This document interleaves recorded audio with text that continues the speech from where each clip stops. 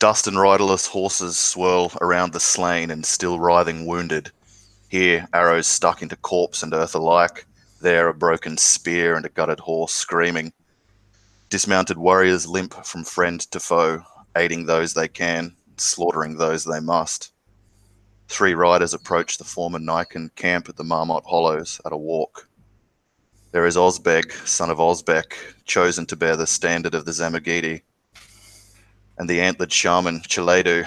They both flank their Khan, Naican, as he comes to a stop before the blood-puddled field of carnage. A score of armoured horsemen approaches from the east, riding hard. The old Khan watches them with an expressionless, slaty gaze until they come to a stop before him. All bar one of them bow their head in deference to their Khan. His son spurs his horse forward towards the older man. Bersutai puts 2 fingers into the eye slit of his skull helm and pulls it from his head, revealing a bald, sweat-slick scalp beneath. None fled to the eastern plains, father. We saw no tracks or trail. They are trapped now, he says in a deep, unkind voice. Naican simply nods once and turns his gaze from his son to 2 of the warriors hovering over a wounded Naican nearby. Jungso, Gunbold, bring that one here, he commands in a gravelly, rattling tone. The 2 men nod and at once stay their hand and instead drag the wounded warrior over and throw him down before the Khan's horse's hooves. His mount chops at the bit and snorts at the pervasive tang of blood in the air, stamping its right foreleg in the dirt. The wounded man struggles and fails to rise. Naican throws the bloody man a piteous, pitiless look before giving the slightest nod to Bersutai, who knows well his father's intent. Bersutai, son of Naican, twists out of the saddle and drops down to his feet with an alacrity belied by his size. He stalks forward towards the writhing Naican warrior and squats down on his haunches over him. What is your name, rat? The man squirms beneath him, making a wet, rattled noise before speaking. I am Ogale. I am a wolf. Ha ha! You are a rat, Ogale. Where are the Naican thieves, the Get of Yagai? Where is my daughter? Tell me and I will end your suffering, Bersutai demands, promise thick and false in his words. With my Khan, who will elude you till he wishes to strike you down, says Ogale unconvincingly. Where have they run, rat? At this, Ogale smiles, showing bloody teeth, and lets out a pained laugh of defiance. A cruel smile spreads across Bersutai's hard mouth before he thrusts his hand down with frightening speed into Ogale's ruined belly. Ogale's laugh turns to a pig squeal scream as the hulking Zamagidi heir pulls out a slick, grey loop of entrail and begins to twist it in his meaty fist. Tell me and I will end it, he promises through clenched brown teeth. Ogale screams hellishly in reply, and his guts are twisted further. His voice cracks and breaks, and the scream becomes a keening wail. The Khan's horse stamps again, another thudding hoof into the dirt as Naican watches on dispassionately. Tell me, Bersutai barks, sending flecks of spit to rain down on the muddy, bloody face of Ogale. Fierce tears stream down the dying Naican's face as he wordlessly pleads against his fate. Eventually he begins to vigorously nod to his tormentor. Bersutai relaxes his grip on the man's guts and looms closer over him to listen. At this, Ogale lets out a last, ragged, "Oh!" which is cut short as Bersutai wraps his thick fingers around the man's neck and squeezes the life out of him, leaving his unseen eyes to bulge up at the sun. Enough, Bersutai, commands his father. If the families were not sent east, they must be in the mountains to where our foe has fled. We shall overcome them there and repay their brigandry tenfold. Bersutai nods, accepts his skull helm from a nearby warrior, and goes to mount his horse. Khan Naican turns in the saddle and addresses his warriors. Zamogidi, hearken to me. You riderless men will stay here with the wounded. The rest of you, mount up and follow me into the fire peaks. 3 skins of kumis and 12 horses to the man who brings back my wife, daughter, and granddaughter. The men raise their weapons and give a shout of acknowledgement. "But leave their captors to me," warns Bessetai in a dire manner. "I will skin the wolves and take their sister as my wife," he roars, pointing his lance towards the looming peaks and spurring his horse forward. "After them!" And at that, 20 armoured horsemen thunder off in pursuit of the children of Yargai. Cut undone, you and the old man Chebe watch this from atop the skirting ridge before you scramble further up the footpeaks to the mountain scree beneath where your horses are tethered, and begin your own pursuit of your siblings. Chebe winces in pain as he goes to mount. There's an arrow that's sprouted from his back. You don't know when that happened. Your own quiver rattles with what darts you've left as you easily, with youth's nimbleness, find your way into the saddle, and the horse rears beneath you. Chebe winces again and eventually hauls himself up into the saddle. You wonder if the man will see this night to come. "Ah, I am ready, Khan brother," he says, teeth clenched. Then we ride, and we ride for the others and the Khan. But you ride, you go first. I will take the rear and keep an eye on them. I will see how they ride, see how they follow the trails, watch their horsemanship, and identify the weakest amongst them. And maybe if the opportunity arrives, I will cull one or two before we catch up with the others. If it doesn't, then we will catch the others and see what the mountains offer. "Oh, my lord, I do not doubt you, but Khan Tanaka, he made me swear to not leave you," says the man nervously, not wanting to disobey you or your brother. We will ride for the others, but we will ride for the others. But I will keep my eyes open. If only I had my sister's eyes, I could identify the cubs amongst the warriors. But my eyes are old, but I see no cubs, lord. There is always one or two. We will see. He nods and thrusts his horn bow into the saddle sheath and draws out like a long leather switch and begins to whip it at the rump of his horse. She whinnicks and thunders off after you, ahead of your own beast. And where there's a choice to go an easier route or a harder route behind the others, I'll assess it, but I'm basically heading for... it depends how difficult the routes are, but if it's sort of between DC 16 and between 14 and 18, I'm going to take the more difficult route. If you see what I mean, leading them and seeing if any of the pursuit have trouble with the routes I take. So the easiest way is the path that the families have taken, which you assume is the one that Chebe will beeline for, in order to have like the smoothest trail by horse to catch up to your companions. If you wanted to pick a different path, a more dangerous one up towards the ordained place where the families are to reconvene, there would be times where you'd have to be dismounted and would be much slower, you imagine, going than Chebe. You are young and a skilled climber. And your horse is young and vital as well. So you'd be able to break from him to take a harder path, with which you can still keep occasional eye as you round passes to keep eye upon the enemy. I'll make sure once they've spotted us, I'll take the harder path and see if any of them veer off following us. If you're allowing yourself to be seen, or if you're going to forego stealth, then you will be spotted by like the keen scouts of the Zamagidi, and indeed 3 warriors will peel off from the mass to begin their like separate pursuit of you through the more treacherous paths. Do Just a quick assessment of this. If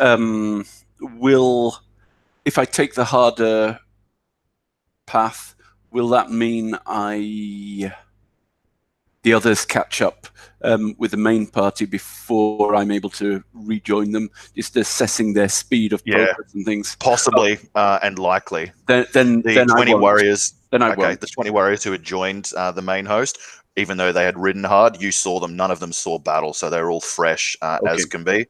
Then I won't. Yeah, I'll just press on to join the others and pull Okay. our strengths. Cool.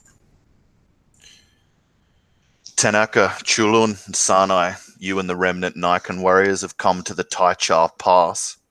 It is a goose-necked trail that bends around a huge granite boulder called Vulture Rock. Nearby is a great gnarled poplar tree hung with bones and other pagan tokens from some forgotten hill folk. It rattles in the mountain breeze as you approach. You see the non-combatants and prisoners of your fledgling Khanate gathered here, struggling with gear and ponies to make their way further up the path. They cheer at first when they sight your approach, but the cheers soon catch in their throat as they note the absences of the slain, and their glee soon turns to fear and woe at your bloody visage.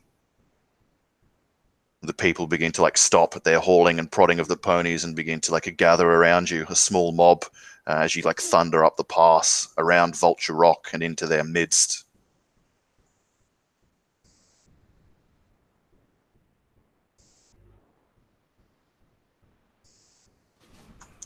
Jego with you will throw down, jump down to his feet out of the saddle and move towards the women and children. Where is Ibuka? Where is Ibuka? He's asking amongst them, and Ogle will respond to him. She was below. She fought with the Khan. I have not seen her. And Jego begins to worriedly look around as the three of you dismount and move up to your people.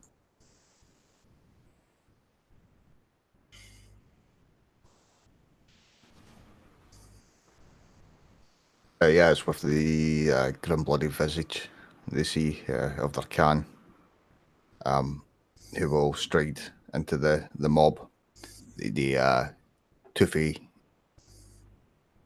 grimace, trying to look fierce, almost victorious and confident as he strides in, and Tanaka will begin barking out orders. There's no time to waste and rest.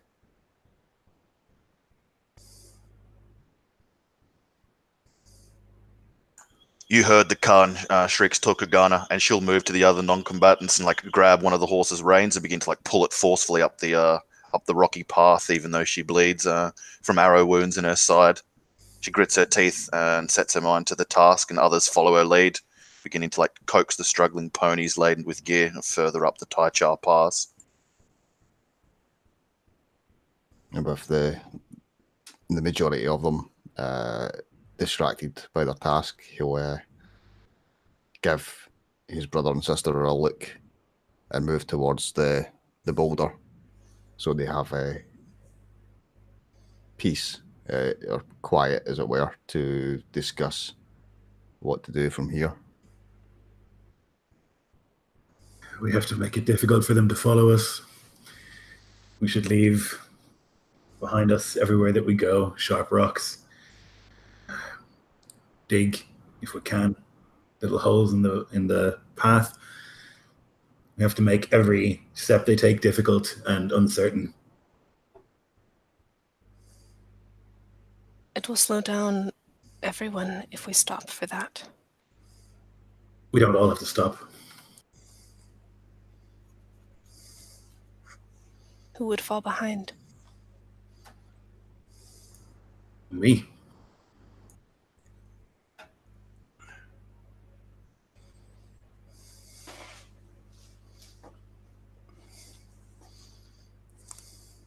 Yeah, we need scouts who are trusted, who can remain unseen,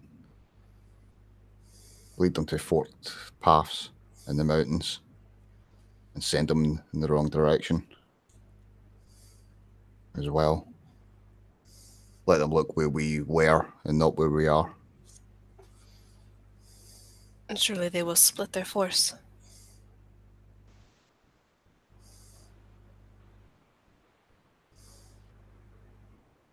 A split force would be easier to pick off.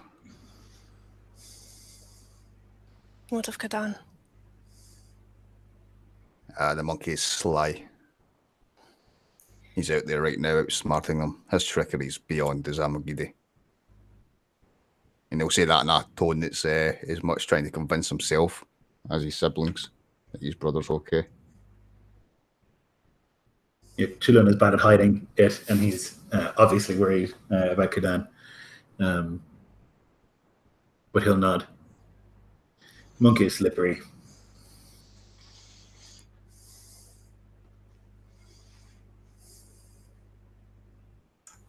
My Khan, calls Jebe from a respectful distance at the foot of the boulder.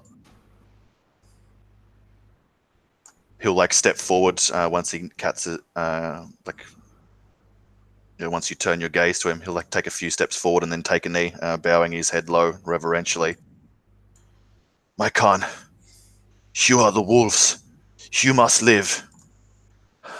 I will stay and hold the path with Olsen, Aslan, Dash, and Galyn. Give us the honor, Khans. We will stay the Zamogidi, give you time to flee. Who knows what the future will hold? You may ride against them again in the future.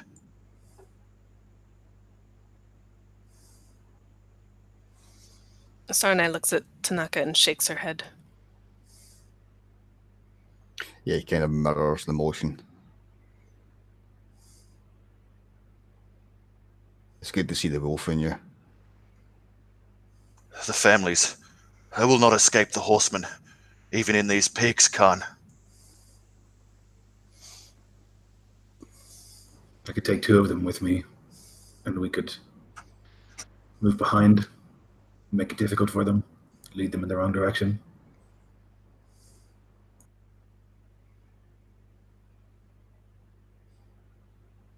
From on top of one of the dappled mares, bound down with ropes as she is, Dorgene, the second wife of Naican, screeches, "My husband will have you!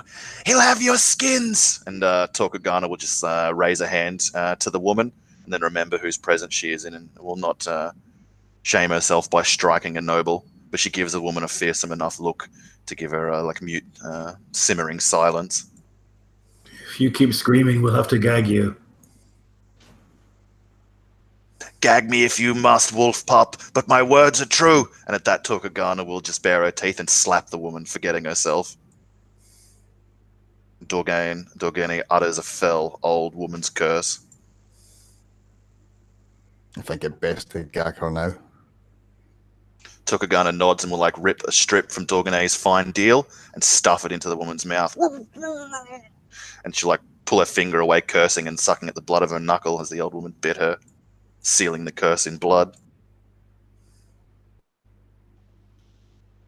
If Khagan not here, who amongst us is the best scout?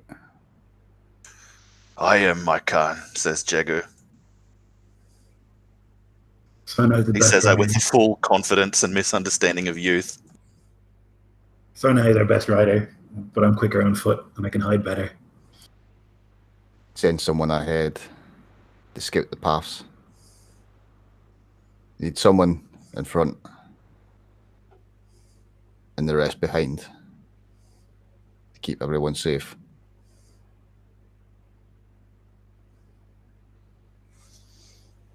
As you utter the words safe, you suddenly hear it. Jego's neck bristles and he looks about, wily scrambling down the boulder. Riders, my Khans! Riders! And the people begin to cry out in fear and to double their pace with some new reserve of strength. And Galyn and Dash will move to grab axes, looking about equal parts worried and fearsome gazes. Jege's body language relaxes, though, just below you from your perch on the rock. It is cut undone, and Chebe, my Khan. And you see the 2 figures struggling now, their horses near vertical as they ascend the gravelled path towards the Taichar Pass.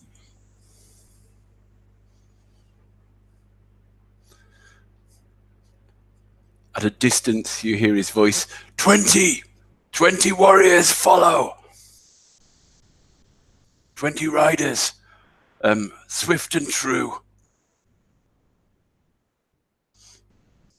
What's the terrain like here? Is there like it's big and wide and open, is it? Big boulder?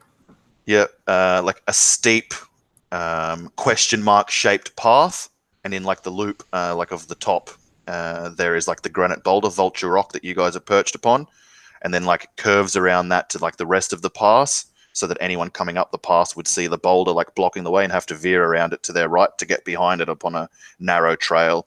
Off to the east of that narrow trail is the gnarled poplar tree that's hung with bones and tokens. And then further up north beyond that, the steeper paths into the Fired Peaks Greater. It's like loose gravel and sharp stones at the approach, juxtaposed by like the smooth, round facets of vulture rock.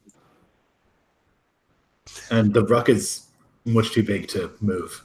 It's like a huge, giant boulder, isn't Oh, it's immense. It's immense and aeolian. Okay, yeah. Larger than several gers. Okay. So they'd have to kind of go around in this question mark shape or try and push through like a narrow gap, is it? So either take like a long way around the boulder. They'd have to go. Yeah, they'd have to take the right-hand way around, like the curve, the question mark curve around the rock, which is a narrow pass, or dismount and clamber up the left side, up sharp rocks to get at like the other side of Vulture Rock where you guys currently perch. So those two ways up are equally uninviting. One because you'd lose speed and be weighed down by armor and war gear, and the other because no matter the number, only 2 riders could pass abreast at best, at risk. So if they were going fast, they'd take the sort of question mark route. Is that right? For sure. Yeah, there's no way that you could take horses up the left path. You'd have to dismount and clamber up. And you saw that those 20 riders were heavily armored lancers and archers. And so you think it would be unlikely that they would relish clambering up under arrow fire around the left path, and most likely would take the dangerous right path. I have not had time to prepare more than this, he says, opening a bag that after each meal has got a little heavier, and he takes out some of the caltrops that he's sharpened from vertebrae of goats and horses, horse meat that they've eaten over the last couple of weeks. But I've got enough to take out maybe 6 horses with these. If we scatter them along somewhere around the corner, if they come galloping round, it will disable maybe 6 chasers. That's good. Do we want to try and hold some of them here while everyone else moves as quick as they can? I am happy to slow them down here. None can chase me up and down the rock. Is it above the rock? Is there any other cliffs around for me to sort of scamper up? Behind Vulture Rock, as in the way that your people are headed, yes, there would be, but it'd be like a bow shot or so further back up the pass, so you wouldn't have any like survey of approaching foes until they crested Vulture Rock or the question mark path. But then you would have like the height advantage firing down on them indiscriminately, but you wouldn't have any influence in the like initial approach if you took like a ledge further back from Vulture Rock. Standing atop Vulture Rock, you can see the path winding down below you, and would have several lengths and like bow shots before an enemy could close, even one on swift horseback. Right. I suggest I'll run to the top of that cliff over there, drop a few ropes for some of the others to be able to climb up quickly. This is my suggestion, Khan. We have two waves, one at the top of that cliff, one here. The stronger one ambushes them as they come round Vulture Rock, and then after sort of blooding them, and then we retreat back to the ropes and get up the cliff and have a second a fallback position to hold them with our arrows. Would that work? Does that have a sort of? This is how I'm imagining it. Would that work, Nico? I mean, yeah. What's our escape on the cliff face like though? Is there other places? Only to the rear, where the people have like forced their mules and horses up. Okay. That would be like the only kind of like clear path retreat. Other than that, obviously, you could like flee for your lives into the wild mountains. So what if it's Like just east and myself? west of here. Just myself and Khagan who go up the cliff because I can jump off without hurting myself, and he's quick at climbing. If we like lead them in that direction, and then we have anyone else who is riding, like do the ride and fire arrows backwards, kind of as you leave after that first thing. Because I am concerned as well that if we get up on the cliff, then we're just stuck on the cliff. Yeah.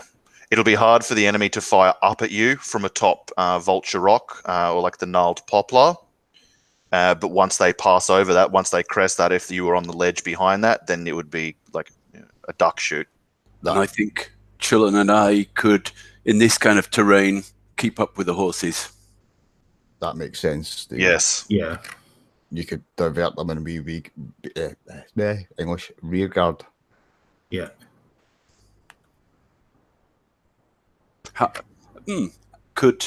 Would Sanai be able to keep up with us? I'm not as fast as, certainly not as fast as Chulun. I've got a speed of 40 now. Yeah, but and you can't take a bonus action, so you're No. Yeah, the thing that makes me quick isn't my base speed; it's the fact that I can dash as a bonus. But there's just, you've got to burn Kai for that, haven't you? So you can only do it for a short time. My current speed is 45. But still, yeah, you're fast.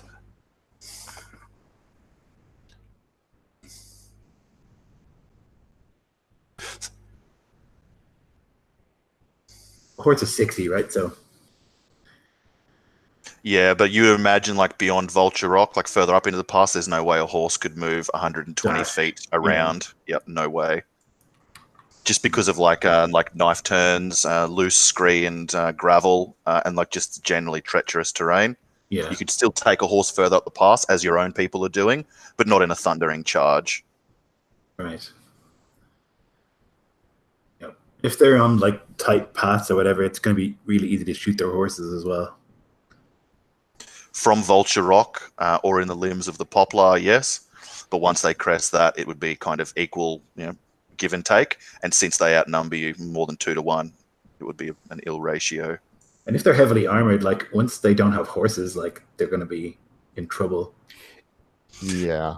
I mean, Yep, not like true. mechanically, no, but like they'll be able to move as fast as we are, but like sort of they won't Not be as nimble for sure. Yeah. They'll be at more of a disadvantage for like treacherous footing and whatnot. Though keep in mind, the bulk of those riders under Bersatai haven't even lifted a sword yet. So they're fresh and have only been riding, whereas you guys have been toiling and fighting and now fleeing. So even though they're weighed down, that's in a way cancelled out by like the stamina they still have.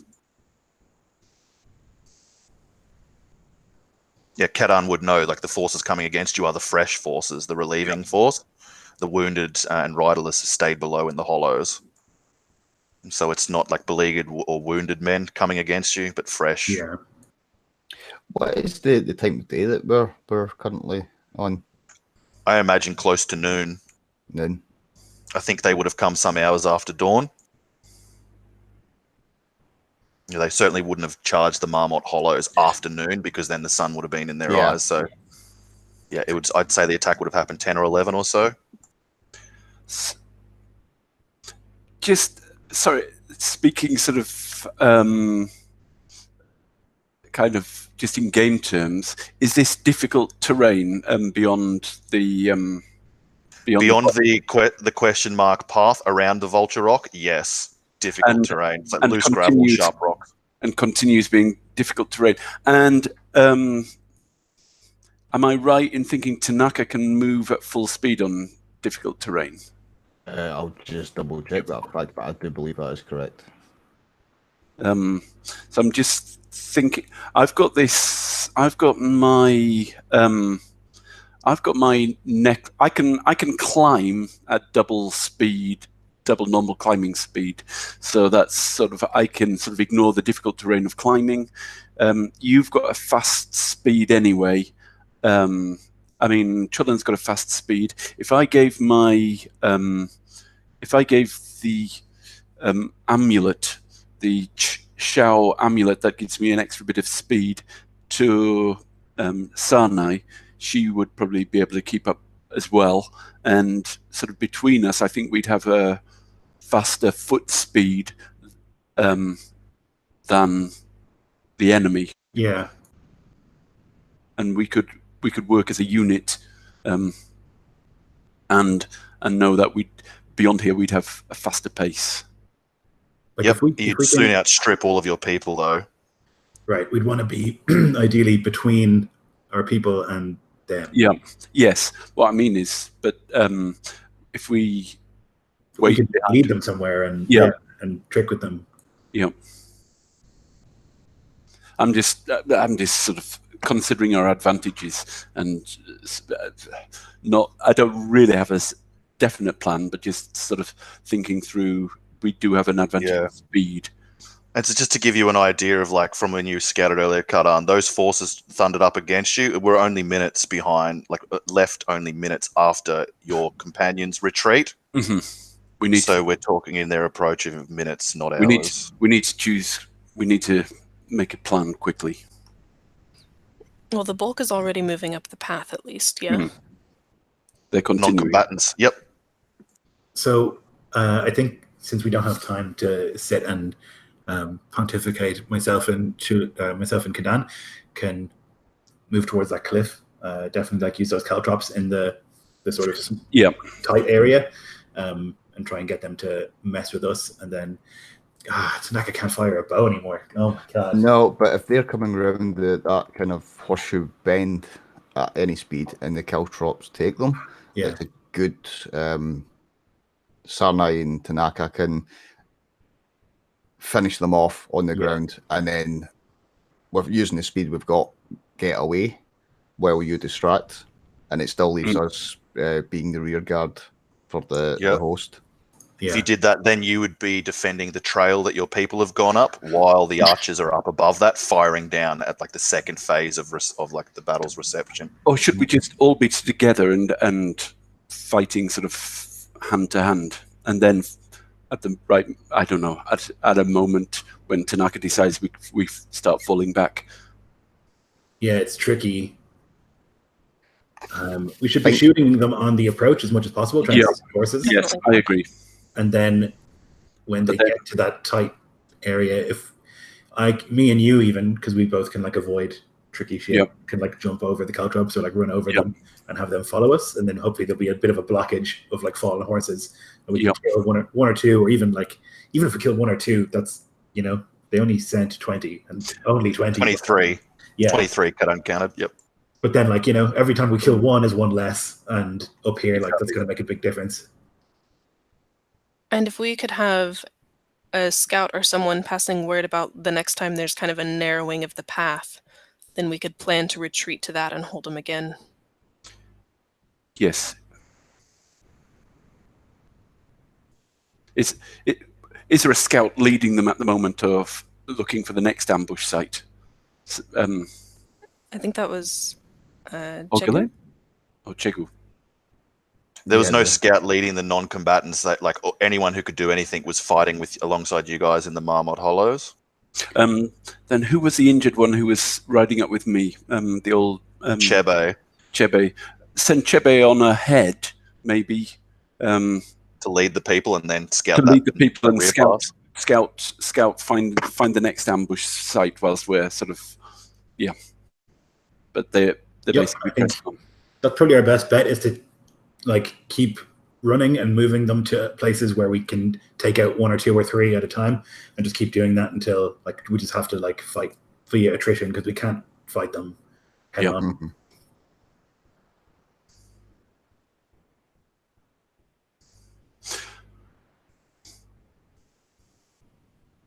Tanaka, do I give the shell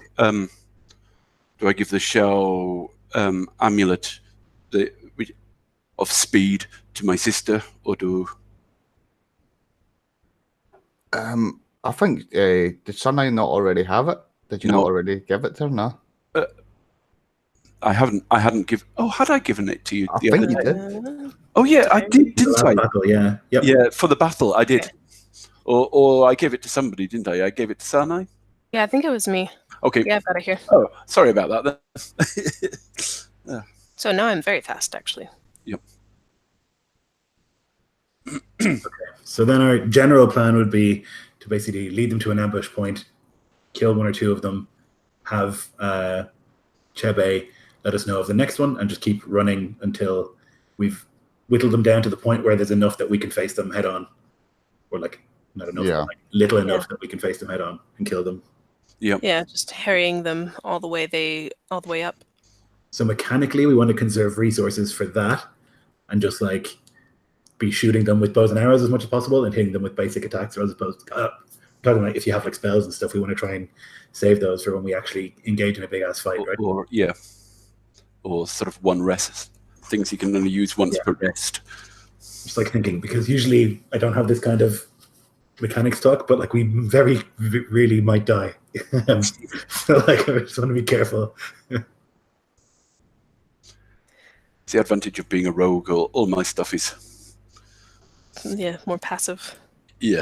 Can be used anytime. Just to kind of follow on with that, when it comes to mechanics, is there anybody very low on HP? I'm not.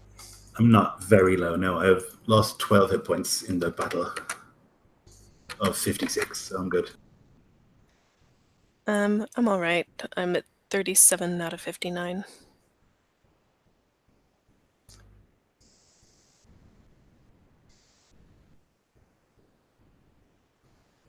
Yeah, I mean, we could heal you. Probably might be worth healing you now. Yeah, I was thinking that, because even though if you rage and you take half damage, it's quick to whittle down.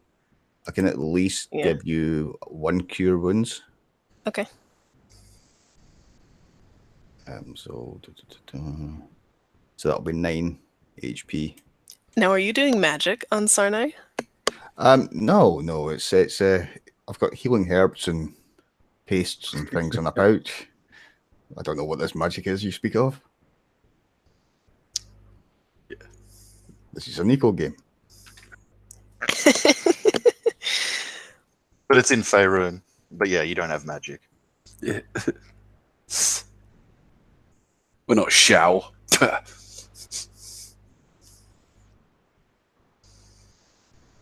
Okay. So, with this map. Yeah, I just sent you guys a map just to give you a better idea. Was maybe like my words aren't doing the best. Doing the best to give you an idea of like the area. That black line is like the path, the path, I should say. The big black sphere is a vulture rock, and the green diamond thing there is the poplar tree, and then that brown area to the north is that ledge that kind of surveys that quadrant of the pass. Mm-hmm. And there's like contours of height to the east and west of the central trail. So then, what I would say is myself and Khagan could stand at the first bend of the path, having put caltrops on the thin part of the path, and when like we fire our bows until they're 200 feet away or like 100 feet away, and then we climb up Vulture Rock, climb on top of it. Mm. Or I could run into the path and try and hold people there while the three of you shoot and stab. Kind of thing. Or maybe myself and Sarnai could stand on the path and God, Tanaka, fix that arm. I know. I was just about to say the worst possible injury you could have. God damn. I don't suppose you have any non-magic healing that's secretly magic healing that could fix your arm? Nope. Yeah, I think with the lingering or the crit wounds and stuff, it's sort of a gentleman's agreement that like basic healing doesn't fix it. Yeah, I didn't know if there was something special.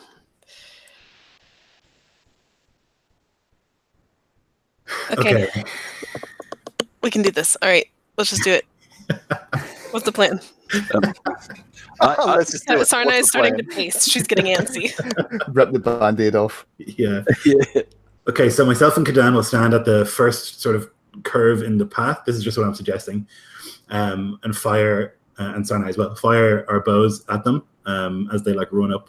And then Sarnai and myself will run to the thin part of the path between the rock. I will too. Yeah. Okay. You might even run back to the cliff then, because you'll be able to see them. Tanaka, you can like hide behind the rock and jump out at somebody or something. Might be better to have you there on the path, because I can still fire a bow. It's just not very as effective as me punching people. Well, I mean, I'm not bad at close combat. I'm actually useful with when they don't expect an attack. I'm useful with the first arrow or in combat, but after that, I'm better in combat than just firing with a bow. Okay. From a distance. All right. Well, let's. Yeah. When I've got surprise, I'm good, but apart from that, they need to be in combat. Let's have you fire the first arrow, and we can run back to the path, hold them there as long as we can, and then like as it becomes, they're just gonna kill us. There's 20. That is their plan. No, there's like 20 something of them. If we take down, if we're able to, even if the caltrops don't kill the horses, they'll slow the horses. They can't move until they're reduced in speed by significantly until they get until they're healed. Not all the horses, but the horses, 6 of the horses, and then we need to be attacking and moving every round, moving away. Yeah, attacking, disengage, and move back. Or how many other bodies do we have to fight alongside us besides us? You have Galyn and Dash, who's like the biggest but the worst fighter. Aslan, the old smith, his son Ozan, who's probably the best warrior other than yourselves. Jegu, the brave young rider, and old wounded Chebe. That's your army. Are any of them as fast as us? No. Then I suggest we don't. Speed is really the thing here. Yeah. What I'm thinking is excuse me, if Khagan and at least one of them can be on Vulture Rock taking the arrow shots, and at the area of the path, us 3 stand. If the arrow shots can take out the horses at least maybe 3 or 4 ranks behind, and the horses fall, it's going to slow them coming behind. The path's that narrow, which leaves us to take off 5 or 6, hopefully. The caltrops doing the majority of the work. Yep. And then we retreat back around the rock, at which point they 2 can jump down and meet us, and we can kind of group up there. Them there. Yeah. Yep. Okay. Right. So I'm going to get up on the rock as well then, because I can jump off without hurting myself. If you hot gate them around the curve behind Vulture Rock, you'll be protected from missile fire from the bulk of the force till they can push through that narrow pass. So that'll give you a round or 2, you'd imagine, of cover, of total cover. We just need to remember a good place to fight in melee. Run as soon as the numbers go against us. We need to basically try, if we can kill 1 or 2, then we just have to call a retreat and run, because if like the temptation will be that it's going well, and that we should stay and kill more, but like this has to be like a long-term mission, otherwise we'll die, I think. Yeah, for sure. So I think we should maybe make an agreement that as soon as one of us at least spots the danger, because there's just a good chance, in the thick of it. Or 2 rounds. Just have an absolute limit of 12 seconds, and then we move back. Whatever's happened. That could work.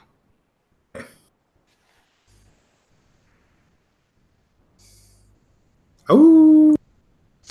So the plan's decided, and everyone bursts into activity, going to their aligned places, hunkering down to await the foe, scattering caltrops at the pass, and storing arrows within easy grasp.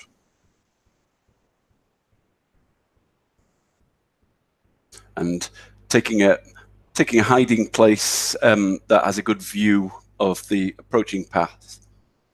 Okay, give me a stealth check, Caius, if you don't want to be seen. I get a... And you guys holding the pass, are you wanting to be visible to the enemy to coax them, or are you intending to like hide around the curvature of Vulture Rock and obscure yourselves? I think we want them hiding, right? God damn. I get an 11 of all things. I've got a +8, Okay. but I got an 11. I got a 17. Yeah, it's hard up myself. here.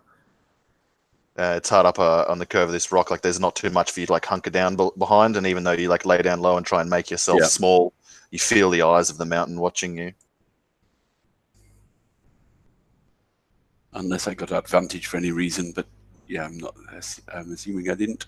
So yeah, an 11.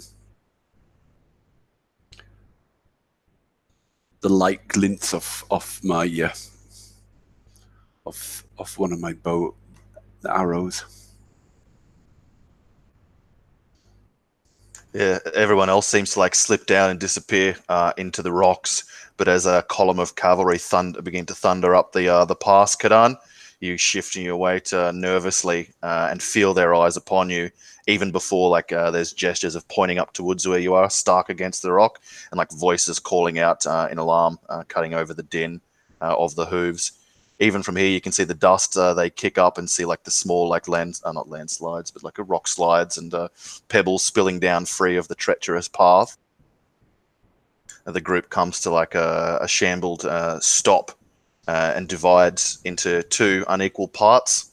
The smaller of which veers towards the left, obviously intending to ride up to, dismount, and clamber up the west side of Vulture Rock, and the rest will make a charge for the pass. There, that one! Someone calls upon the wind. And yeah, since you are spotted, they will certainly fire at you, Khagan, where you are hunkered up on the rock.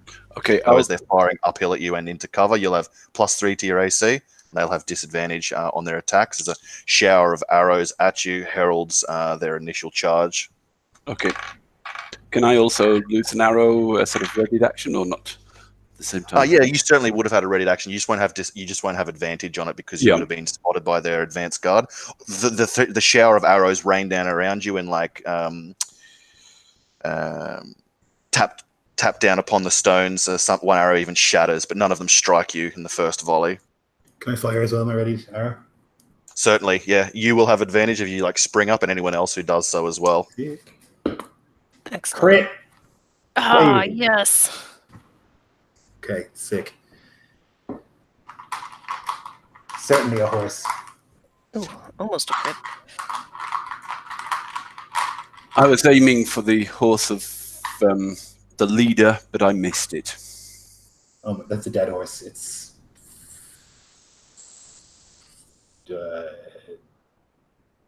18 damage.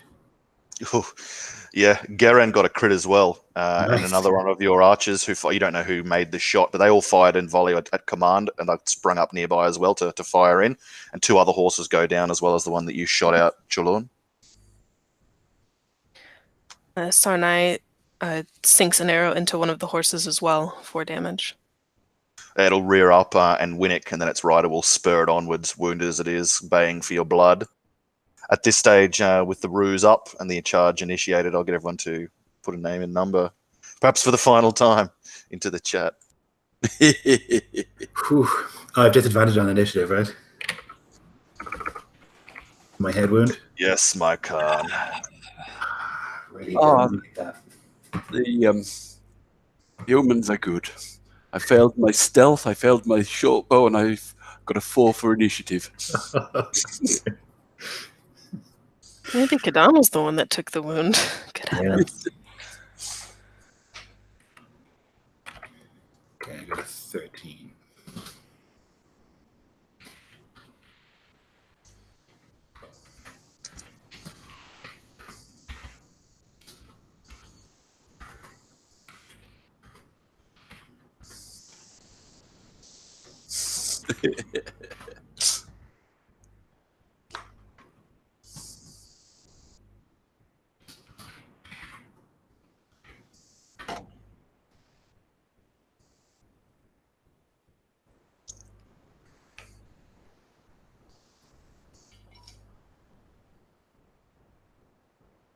Oh, I didn't even see that list. I'll do it up there, sorry.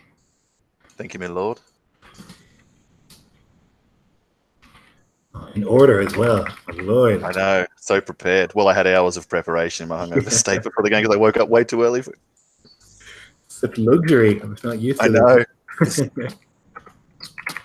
Oh, the shaman is there. Oh, shit. Oh no.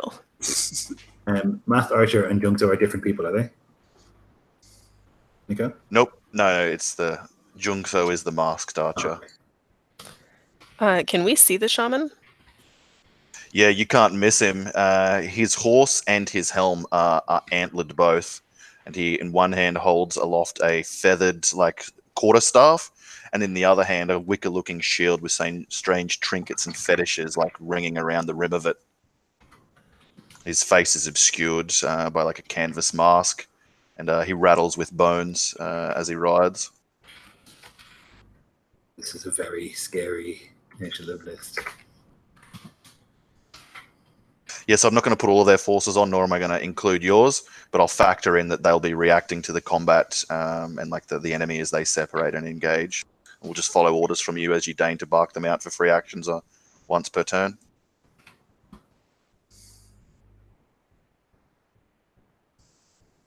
So as the shower of arrows are exchanged, those useless ones dancing to fall around Khagan harmlessly, and your own and your brothers and fellow people like riddling into the horse flesh below at the pass, a cry goes up between both parties, and Sana, you're the first to act as the charge is initiated.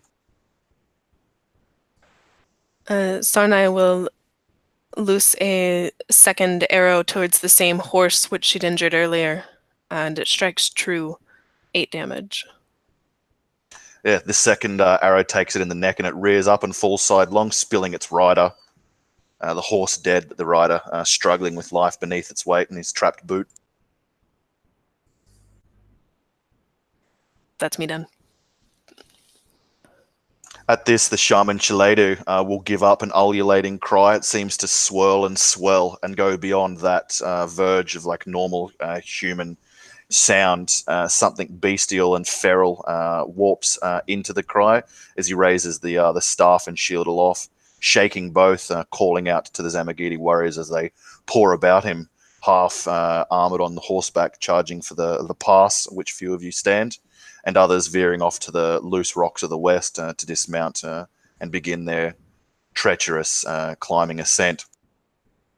He'll imbue those warriors around him with the strength of the ancestors of the Zamagiri, and will not charge forward like so many others, and will stay flanking his Khan with the standard bearer. That standard flanking the Khan, you note, is a reindeer skull, antlered with fetishes and tokens on leather thongs, streamed down from those antlers, and dyed in like the dark, almost like bloody mauve color of the Zamagiri chit. While his cries still ululate, Tanaka, you swallow the rising fear and like the battle joy is upon you. Are close enough around this bend for me to make an attack, or is it still 20 feet of gap? Melee, the horsemen are still like half a bow shot away from you. Like I imagine they were a ways back when like the initial exchanges occurred, so you wouldn't be able to make a melee attack at anyone on your turn. That you could ready an attack if you wish. I'm just trying to remember because it's been that long since I've done. Ready attack means I only get one attack, correct? Yep. If you have 2 attacks for your action, then when you ready an attack, you get both attacks. Oh, you do? You know what I mean? Yep, that's right. If you take the attack action and the attack action gives you 2 attacks, then when you ready an action, you get those 2 attacks. Yes. Okay, well that's what I'm going to do then. I'm just going to ready my action for as soon as one gets within melee range. Jungso will like veer off away from the main force, and while his horse like clambers astride up the gravel towards the base of Vulture Rock, he'll fire an arrow again with your name upon it, Karandan. You'll have +3 to your AC. And you duck down, and the arrow like skips over the stones and disappears into the ledge behind you. He gives a cry. You can't hear the curse, but you can imagine its content. He'll stay in the saddle where he is and draw another arrow, attempt to feather you next round. Chulun, it is your turn. You see your brother, elder by a few seconds, ready his offensive stance at the narrow pass nearby to you. What do you do? Chulun picks up another arrow and pulls and fires. Gets 21 to hit and 13 damage to a horse. And then Another horse falls. Picks up another arrow, pulls back, and fires, and this one catches a horse like right in the eye, it seems. It's a crit for 17 damage. So 6 riders have been spilled from their mounts of like I'll call them the Eastern Force, those lancers who have formed together intending to charge you at the pass. How far out are they? Like, will it be another 100 to 120 feet, between the mass. Okay, I'm going to move to the edge of the rock, but I'll stay on top of it for now. Okay. One of the chosen warriors of the Zemogedi, called Genbold, will hold his black iron-tipped lance in 2 hands and cruelly spur his horse at the withers and charge down towards that question-marked pass that has been blocked by caltrops and warriors. I'll make a perception check for him. He does not notice them, and so levels his lance towards you, Tanaka, wanting to earn the favor of his Khan and those 3 barrels of kumis and dozen horses. We're bringing the wolves to him. He'll level the lance towards you and ride in hard, and let's see if he reaches you or not. It's a natural 1 on the deck save for the horse. So he's like, you can see the white in his eyes as he gives charging up towards you. He'll move and dash, and the dash will be the could be the death of him. The horse will like shriek and go down like head first and like spill the rider free of the saddle. He fails his deck save, and so will land prone within like the small like field of caltrops before you, Tanaka, which will trigger your ready to action. Oh, fantastic. I'll give me advantage then, yeah? If he's prone. Correct, yeah, he's prone from the saddle. His horse is prone and still alive, and he too. Okay, that'll make it a 21 and a 23 to hit. Yeah, they both hit. He's heavily armored in lamellar and wears like a bone helmet, but your blade like crashes through it and into the flesh beneath. Let me just do some math here. 24 damage all up. The first like slashes and bursts a couple of bands of lamellar, and the second strike is like a stabbing thrust, and it goes through like the hole that you've rent. Hot vital blood like spills up, crawling like tentacles over the blade, and as he cries in like sudden pain from it, blood gouts out his nostril. Very nearly a killing blow, and this man needs a little more than a coup de grace to finish him off as he lays on the ground squirming beneath your wolf blade, crafted by Aslan Smith.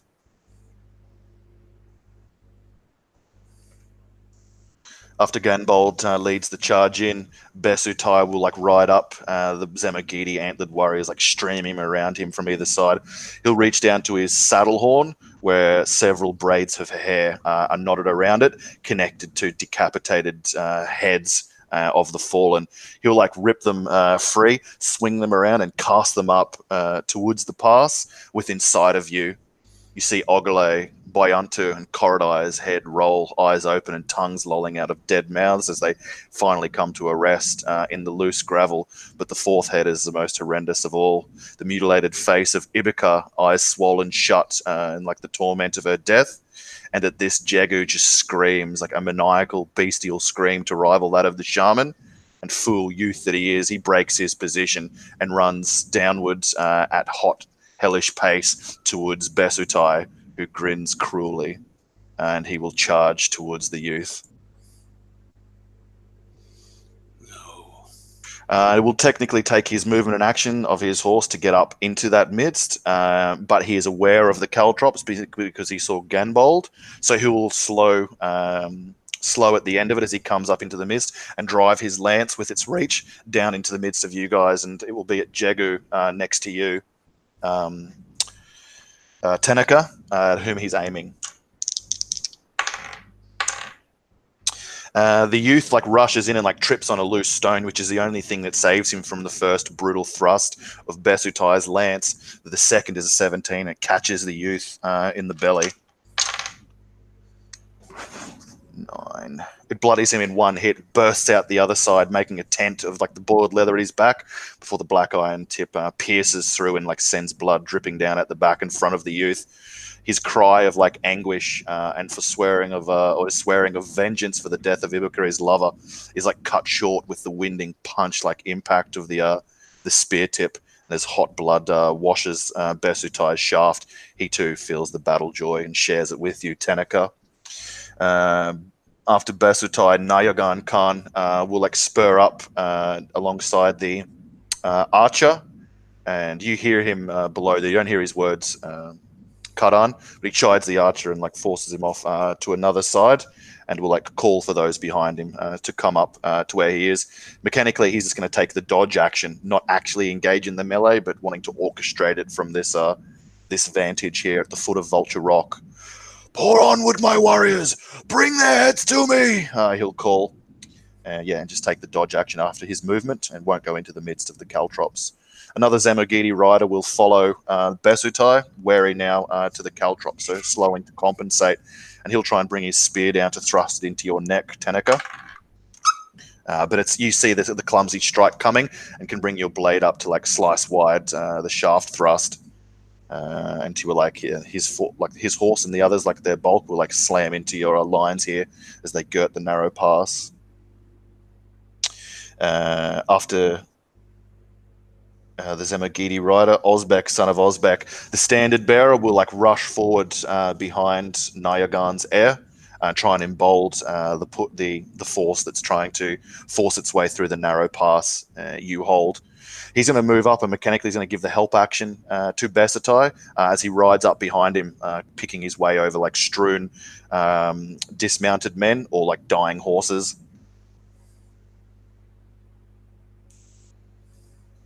And Khagan, you are the next to act. Up here on top of Vulture Rock, you can see down below you the masked archer and the Khan, and then to either side of them, a large force of cavalry trying to push their way through the Caltropt pass, and then another small detachment of half a dozen men or so who are like quickly dismounting and scrambling their way towards the western side of Vulture Rock, intending to make the climb up towards you there. What do you do? Just a quick question. The one who was Tanaka was fighting, did Tanaka finish him off? No, he's on the ground, stabbed through and close to death, but not dead yet. Can I reach him? I'll can I see him? You'd be able to reach him. It'd cost you full movement, but you could scramble down like the smooth side of Vulture Rock and like slide down next to him and then make your way over to finish him off. Yep, that's what I'll do then. I'll hurry over and take my place beside Tanaka and finish this guy off with my... Okay. Your attack will be at advantage if it's melee. Yep, so I get an 18. Describe his ending. Yep, just a very delicate and well-placed scimitar cuts. I just reach down, grab, open up the gap between his helmet and his shoulder and slide my scimitar across his throat, and then take my position next to Tanaka. Okay. Back to the top with Sanai.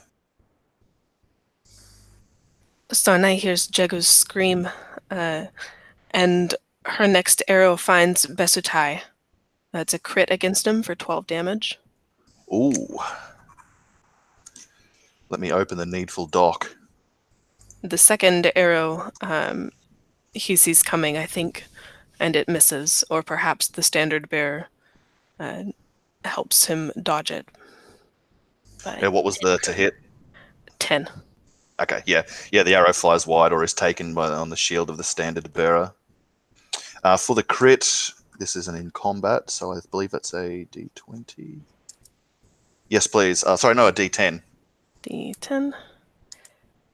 6. Ooh.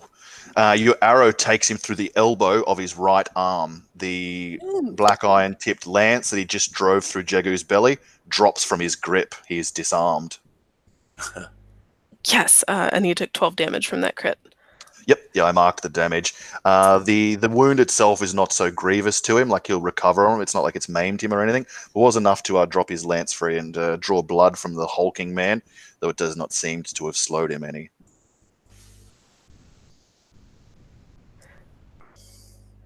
Sanai prays to the Sky Father to guide her next arrow to his throat. Haha. Far off thunder rumbles an ambiguous response. The shaman Chiledu, shaking his shield and giving off his ululating cry, will like spur his horse upwards now to the foot of the Vulture Rock on its western side, where those men I mentioned to you, Khagan, were dismounting and tending to climb. And he will bring to crescendo his shaman song. And at this, you see great rooty bramble-like tendrils begin to like burst free from the rock, like a seed cracking a stone. And like tentacles, they begin to like crawl out, reaching at first. You think they may even like wrap up the dismounted men and crush them into the stone. But instead, as he cuts short the song, the seeking, swirling tendrils stop and form a brambly kind of ladder for those men at the western approach. He gives a flash of teeth underneath his black tar paint and will like begin to dismount from the saddle and go with those men, guiding them through the brambled ladder. After Chiledu's turn, it is you, Tanaka. Tanaka will let out a howl, joining Hammery to Jegu's grief-stricken cry. And he's going to lunge snarling towards Besutai. 26, and I presume a 16 will be a miss. Oh, I think so. Let me check his stats. Yes, that is a miss. Okay. So at least one strike will take him for 11 damage. Okay.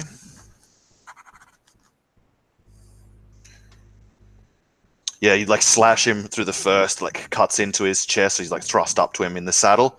But the second, he'll like twist to his side, and it will like careen off the side of his lamellar brands. He'll grunt in agony.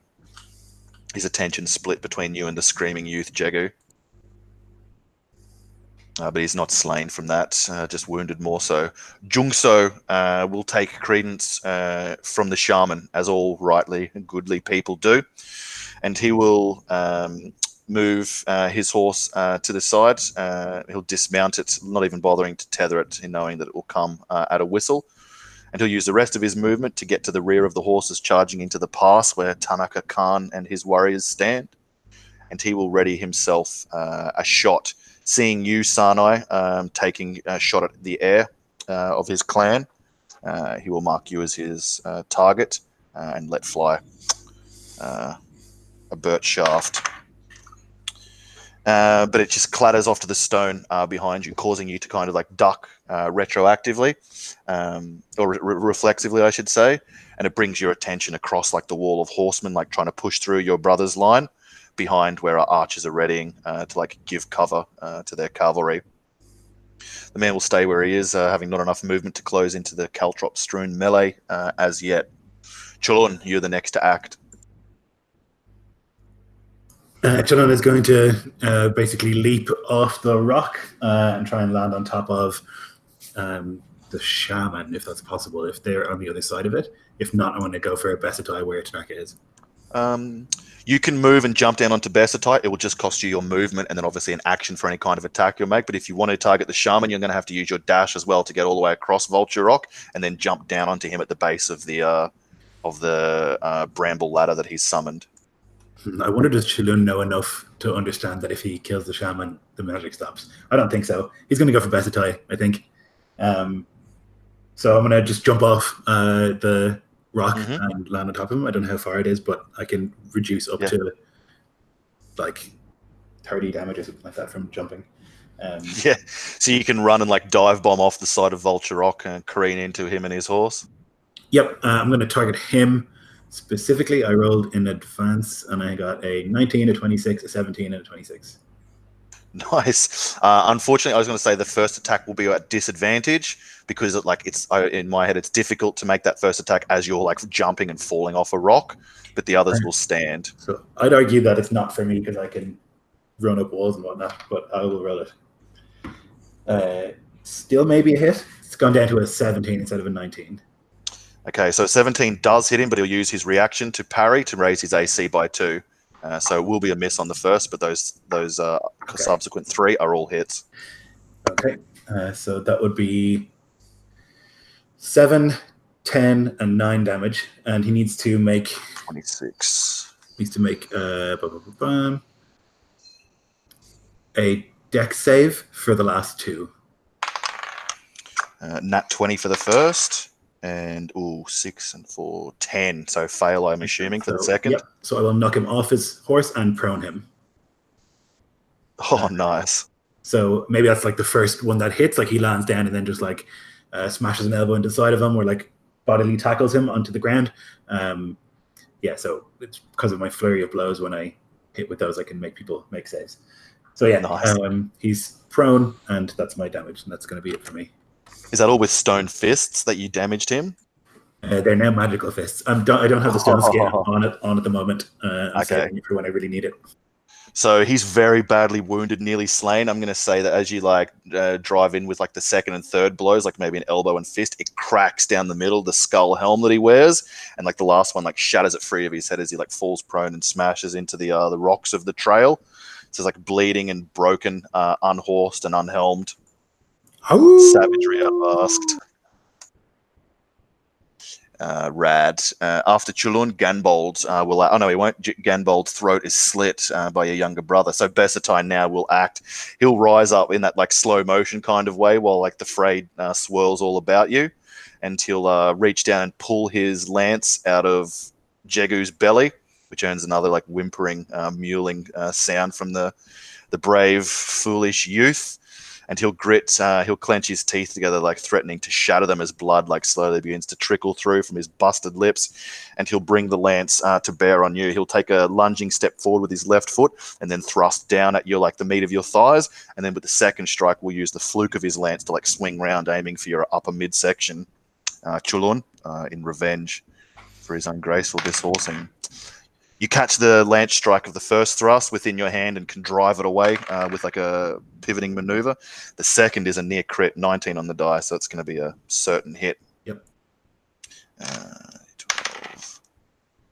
It's going to be 11 piercing damage. So you like catch the first strike and send it wide, though the fluke catches you and shears down from the corner of your neck down across your collarbone and into the meat of your upper chest, causing hot blood to spill out over your armor.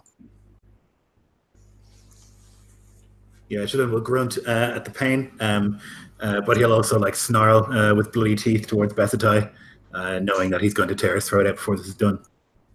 I will hang your pelt in my gur, pup. And after that utterance, that's it for Bessetai. Naican Khan, seeing his son, it looks to him from where he is down below that his son's been unhorsed and killed. And so it's the first time that if anyone was to be watching it, they'd see him lose his like cool, stony composure, and foregoing like the safety and his warlord's vantage, he will spur his own dappled stallion up the treacherous pass, even as bodies and horses roll free from it, pierced through by the shafts of your men or by the caltrops sown treacherously underfoot. He'll take his movement and his action, but he won't fall prey to the caltrops. He's a shrewd old bastard and has seen others fall to it. He'll draw the blade of his ancestors as he goes, and will like spur his antlered horse furiously towards the center of the mass. He would want to mark you, Tanaka, as his foe, but then coming upon Bessetai so sorely beset by Chulun, will instead make you his target, Chulun. So as you like stand over Bessetai, readying to rip out his throat, you hear those thundering hooves approach, and the force of his horse will barrel into you. He'll take his movement and his action to get into melee with you, so that'll just take his full turn. But he will enter the fray now with his warriors on the eastern path. And Shaman Naican Khan, Zemagiri Rider. Also, I forgot that the one of the men next to Bessetai gave him the help action last turn, so his first attack actually at you, Chulun, should have been with advantage. But it's a 3, so yeah, it's still going to end up being a miss. The Zemagiri Rider, I believe he lives still. Yes, he does. He's up near the fray, near you, Tanaka, and wanting to take glory in the confusion for himself, will try and cut you down even as you try and face Bessetai. He has a lance as well, so just thrust that at you two-handed for his single attack. It's a 16 on the die, so 20 to hit. Yep. I assumed we'll do it. A 1 on the D12. 5 piercing damage as he drives it. Cuts through the meat of your shoulder, but then the armor you wear nearby to that sends it like splitting the skin up and out rather than impaling you. And he'll smile, already dreaming of the kumis he'll drown himself in if he can bring his Khan your head. After the Zamagiri rider, Osberg, son of Osbeck, seeing his Khan foolishly ride in, will do his best to protect him. He's going to move forward into the melee where you guys are on the eastern path, and he will use his action to help Naican Khan. Karan, you're the next to act. I was fighting next to Tanaka. Is it possible to get round the back of Naican and is it Besutai and flank attack him? Yes, you certainly can, but know that you will put yourself you will give your enemies advantage on their attacks against you. I'll go for it. Okay. Curious to see what happens. I get round the other side of it at him and swing out viciously with my scimitar, but only hit an AC of 12, so I'm sure he just parries that aside easily. But then he doesn't spot my antler-hilted dagger zooming up and catching him in through the ribs for a crit hit, doing 22 points damage. Yes. Oh. So as the scimitar strike comes down in like a boiled leather and like chain linked glove, he'll like catch it at the haft and maybe like slice just so like ever so slightly like the meat of his palm. But he gives a cruel grin as he sees like the ruse of fear in your face, and he uses his great strength and size over you to like prise the blade away and raises up his like mailed fist to like smash through teeth and jaw and end you. And it's at then that you see the flash of like sweat sheen on his neck and can drive the antlered dagger up into him. Describe his final moment. The arrow, the antler hilted dagger just stabs into his neck, and for a second it's like the shaman who has antlers sticking out of his head. You just see antlers sort of sticking out of his throat, and then suddenly this jet of blood sort of sprays out. And as my fast hands, I get a bonus. Oh no, I don't have a bonus. That was my offhand, so that's fine. Okay. Then actually, that's 2 rounds of combat. I'm gonna then I'm gonna just turn and use my movement to get away. The rest of my move is start moving, heading, falling back, provoking opportunity attacks from whoever's around. From the Khan and his standard bearer and the rider who's next to Tanaka, but also nearby to you. The one from the rider will not be at advantage because I don't see him as like being behind you, but the others, it will be advantageous strikes for them. Sorry, you go? Okay, no, it's fine. Just tell me. Okay. So the Zamagiri rider who tries to strike you, you like swipe with your scimitar to block, and it actually shears the haft of his spear, rendering it useless as he gets a critical fail. The standard bearer, it's 214, so it's going to be 14 plus 4, 18 to hit, which I assume will that will hit, score you. And Naican with his ancestor blade, it's a 19 on the die for the higher, so it's a certain hit. Against his, I'll be using my uncanny dodge. Okay, so the standard bearer will deal to the 7 bludgeoning damage with his feathered quarterstaff, and Naican Khan will deal to the 11, so that becomes 5 for you, slashing damage. Excellent. So I've drawn 2 of their reactions. Their attacks of opportunity. So my brothers and things should be able to get away as well. Yep. So you're 20, 25 feet or so from the caltrop line to where your brother holds the cavalry at bay for now. Probably closer up to near where, like, I imagine Sane is standing with her like survey down firing arrows, or close enough with her to shout to her over the din if need be. After you, Act Khan, it goes to the top and is your sister's turn. Is the Khan still on his horse? He is. It's a dappled grey stallion that wears like a leather headpiece that has reindeer antlers sporting out of either side. Sarnai sees the Khan there, but rather than shooting at him, she seeks to kill his horse. Will a 10 hit it? 10 doesn't. I'm going to say it Okay. funks into like the leather bracing at its chest, but it doesn't actually damage the beast. What about the 13? 13 hits. Okay. So the first arrow clanks off, but the second one catches it perhaps in a leg with 4 damage. Okay. Yeah, it's enough to like wound the thing, though doesn't bloody it, or nor does it like make it shy away from battle yet. And I will begin to move back, following Khagan. With your movement, by way I reckon it, you can go further than he is if you want, up to 50 feet from like the melee line, further up the trail if you wish. Yes, I'll go further up. Okay, that'll still give you line of sight upon the cavalry in the melee with your brothers, though you lose line of sight on the shaman and the force that are climbing up the western side of Vulture Rock. Okay, just as long as I can still see the brothers. Yep, you can. And so now we'll go to the shaman, Shaledu.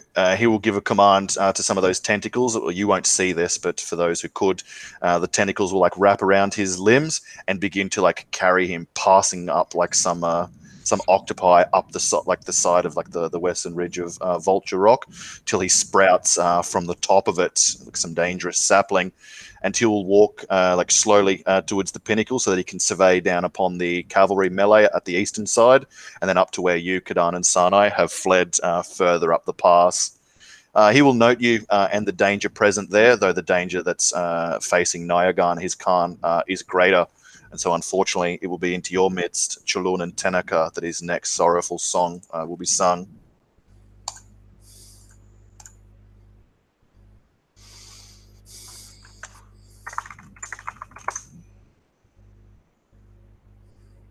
What armor are you wearing, Chalun, and what armor are you wearing, Tanaka? I don't wear armor. I'm just going to double check. I believe it's just leather. Okay.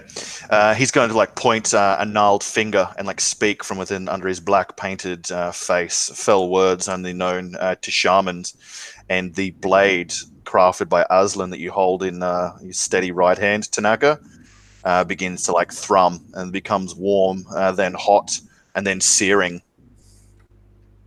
You'll take 5 fire damage from it as it burns and begins to blister the skin of your right hand. And then he'll take a bonus action to cause this damage again. 8 fire damage this time. And so it like bursts into flame now, and you can smell like that pork stink of burnt human flesh and singed hair and sinew of your garb. You need to make a con save DC 13 or drop the blade. And obviously, as a free, you can choose to drop the blade anyway if you wish. 17 on the die.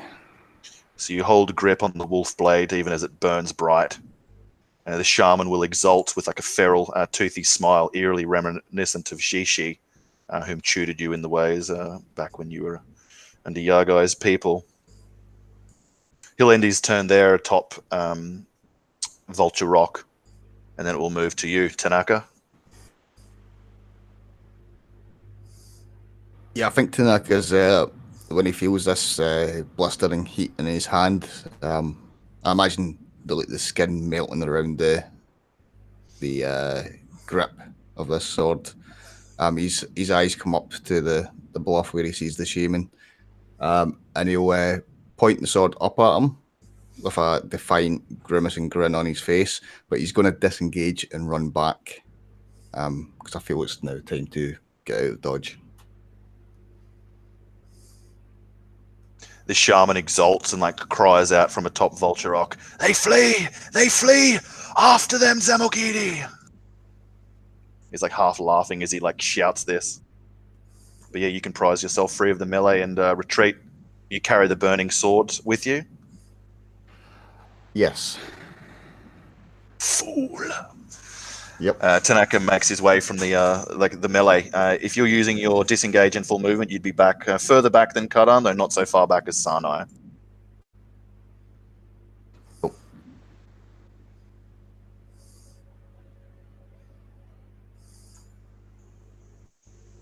Junkso will like move up into the melee, losing sight of his quarry in Sanai now, and will intend try and fire an arrow from say 15 to 10 foot point blank away from you, Chulun. But it just thunks into the flesh of a nearby riderless horse, and then you lose sight of him briefly in like the chaotic swirl of the melee.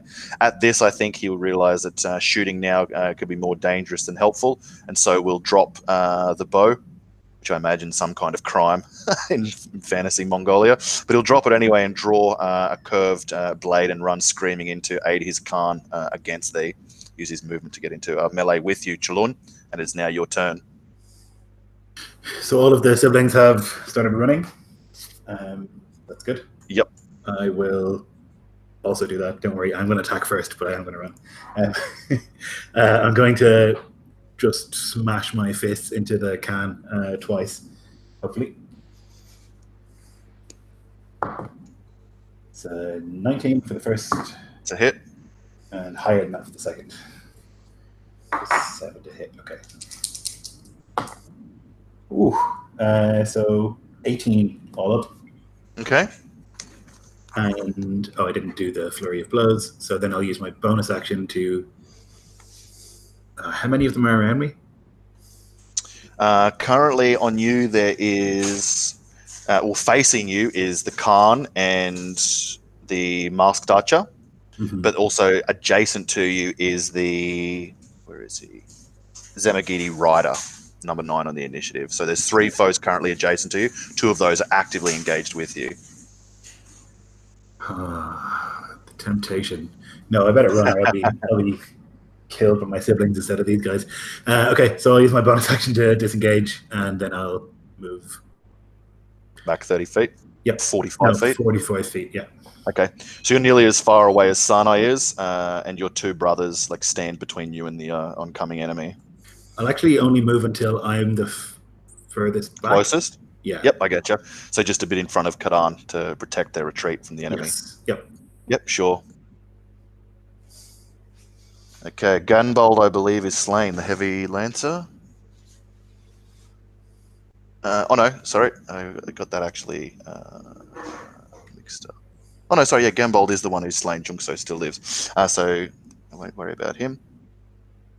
Naican Khan, at this, he's going to charge after you. Khagan, murderer of his son. All of his like cold, calm, calculating nature gone away now with burning father's rage as he'll ride to cut you down.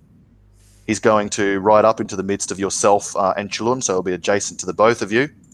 And he's going to unleash with the Ancestor Blade. He's going to do a multi-attack. And then he's going to incite a rampage.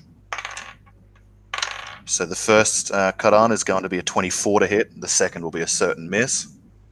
Okay. The first, though, will cut thee for 11 slashing damage. Okay.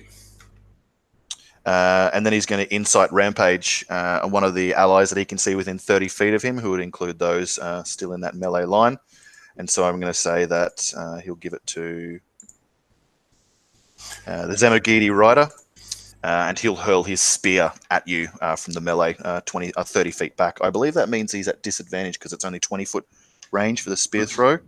But I think he gets something from his master. Oh no, it just costs his reaction. Oh, but that dude already spent his reaction, so he can't actually do it. So Naican calls, "Pierce him! Take him down!" And some of the men respond, but no damage is inflicted upon you, Khagan, because of your cunning retreat earlier, actually, which bereft that man of his reaction. But even still, the grey old Khan is engaged with yourself and your brother. He'll stay where he is, and now the Zemagidi rider he'd commanded will act. He'll pick up that spear in 2 hands and run forward. His own horse slain out from underneath him, so he can actually only reach yourself and Chulun, but that's within his movement range. And he's going to try and fend you off, Chulun, while his Khan takes out your younger brother. So he'll thrust twice, an impaling blow aimed at your belly. It's a 19 on the die, so it's going to hit.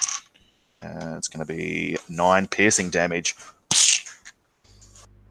Okay. To give like a wicked, cruel, like half spin of the spear before like pulling it out and blood flows. After the rider, or the dismounted rider, Osbeck, son of Osbeck, will ride up to Besetai, see that he is slain, lower the standard towards you, Chulon, and try and cut on and try and ride you down. In his haste, and because he'd come around the corner, he didn't see the caltrops that felled the first line of the riders, so his horse has to make the perception, which it fails, so it will have to make the dex, which it fails. And he will have to make a dex, which he succeeds. So as he thunders after you, Khagan, his horse like screams and gives way at the front, spills the rider free, but he like falls in such a way and it's uphill that he kind of rolls and springs to his feet, not proned by the dying horse. And so he will use the rest of his movement to get to. Sorry, Would that fine? I'm just wondering that dex save also means he avoids the caltrops himself as well, I guess. No, the horse failed the dex save, so it fell prey to the caltrops. But my dex save for him was because his horse prone to not throw him free of the saddle. I'm just thinking, am I doing it fell wrong? amongst the caltrops, but no, it's fine. It's fine. Oh, I get you, because he could run through the caltrops. Yeah, I think really that he would realize from his horse falling that they are there, so technically be aware of them. You know. Yeah. So he loses his horse, springs up to his feet. And then we'll rush up to you and take his action to thwack you with the standard of the Zemagiti. It's a crit. So it's going to be... He's got a shield in one hand, so it's one-handed. So it's going to be 8 bludgeoning damage. And I'll need you to make a D20 roll, please. Okay. I get a 12.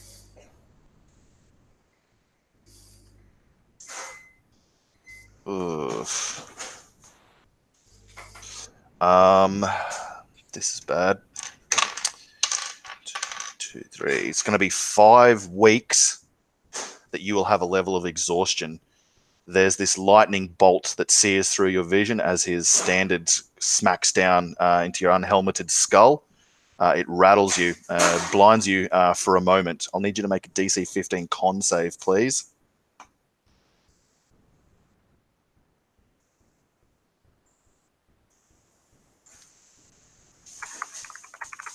I make it. That's very good. You avoid permanent brain damage from that, though you will suffer 6 weeks of first level of exhaustion. As he just thwacks it down two-handed like a baseball swing of the Zemagiti standard into your head. Okay. And that's all for Osbeg, son of Osbeck. It will go now to your turn, Cut Undone. Much shaken, but still standing. There's there's Nagoya, there's the Khan and the standard bearer and one other next to it within range, isn't that right? And how far are we from the cliff? Yep. The dismounted rider, Naican Khan, and Osbeg, son of Osbeck, those 3 are engaged with yourself and Chulon. What was the other question, sorry? How far are we from the cliff? I imagine the cliff, like there's a cliff slide or side is nearby to that bend in the pass around like the eastern side of Vulture Rock. So I'm going to say 15 feet from the trail, which would put it 35 feet from where you currently stand. 35 feet from where I currently stand. Yep, Okay. There'd be like a cliff fall of, say, 20, 30 feet down to treacherous rocks. A cliff up or a cliff down? There's cliffs up behind you, like that ledge that you guys are aiming to get to. That's what I'm looking for, the nearest cliff to climb. Okay, cool. I imagine that was 100 feet behind where Vulture Rock stands. Since you've already moved 30 feet towards that, it's 70 feet from you. Okay, I've only got one, and the Khan is on a horse. That's right. He's the only one of the 3 foes engaged with you and your older brother who's on a horse. Yes, it's shot with an arrow, but it's not felled. It's a grey dappled stallion. Okay, then I desperately cut out at the horse with my scimitar for an AC of 24. So I'm certainly assuming that's so that does. Oh fuck! Only 9 points of damage to the horse. Oh no! 9 and 4 is 13. That's Oh, yeah. So the horse is very badly wounded, nearly slain, but his horse is not so weak as some of the others of the riders. okay. With Yeah, my it's still offhand, alive. I try and. Is this wise? Who is this? Who is this person asking that question? I try and stick my my dagger into the horse as well, hitting an AC of 18 That hits. for just for 4 points of extra damage. Describe the death of the Khan's horse. Describe the death of the most expensive stallion you've ever seen. Yep, just Mongols, no horses, and my first slashing blow doesn't manage to open up its jugular, but then I follow up with my antler hilted dagger into the jugular, and there's a hot spurt of blood, and it suddenly starts convulsing and sort of loses control of its lower body and sort of falls. And I've done two. Okay, and then I am hoping that's enough. I just pray for luck and turn and run again. Run away. Okay, that's going to provoke the opportunity of attack from those guys. Yeah. Would he have Okay. disadvantage, the Khan? I'm assuming if his horse has... Oh, he has to make a dex save. Yeah. Okay, he fails. So he falls prone. He'll swipe out at you with disadvantage as you go. You avoid a crit from that. It's going to be a miss though. 11 all up from the Khan strike. The riderless, the horseless rider was going to make his opportunity attack for a miss, and the standard bearer who smacked you about the head will also miss. Ah, phew. Okay. Sanai's prayer to the old father saved you. Wow. The Sky Father. Okay, and I just leg it going, help! Oh, you are one lucky man. I had 1 hit point. Really? Oh, man. Okay. So after cut undone, it goes back to the top. Sane, 20 to 30 feet in front of yourself and Tanaka, you can see like the advance guard of Naican's remaining host battling desperately with Khagan and Chulun. And further behind them, horseless warriors or like riderless horses swirling about in like the chaos. Arrows are flying and men are screaming and dying, but it's all happening so fast that it's hard for you to know which and what, much beyond the immediate sphere of your influence. So there's still the Zemagiri rider and the standard bearer on horses?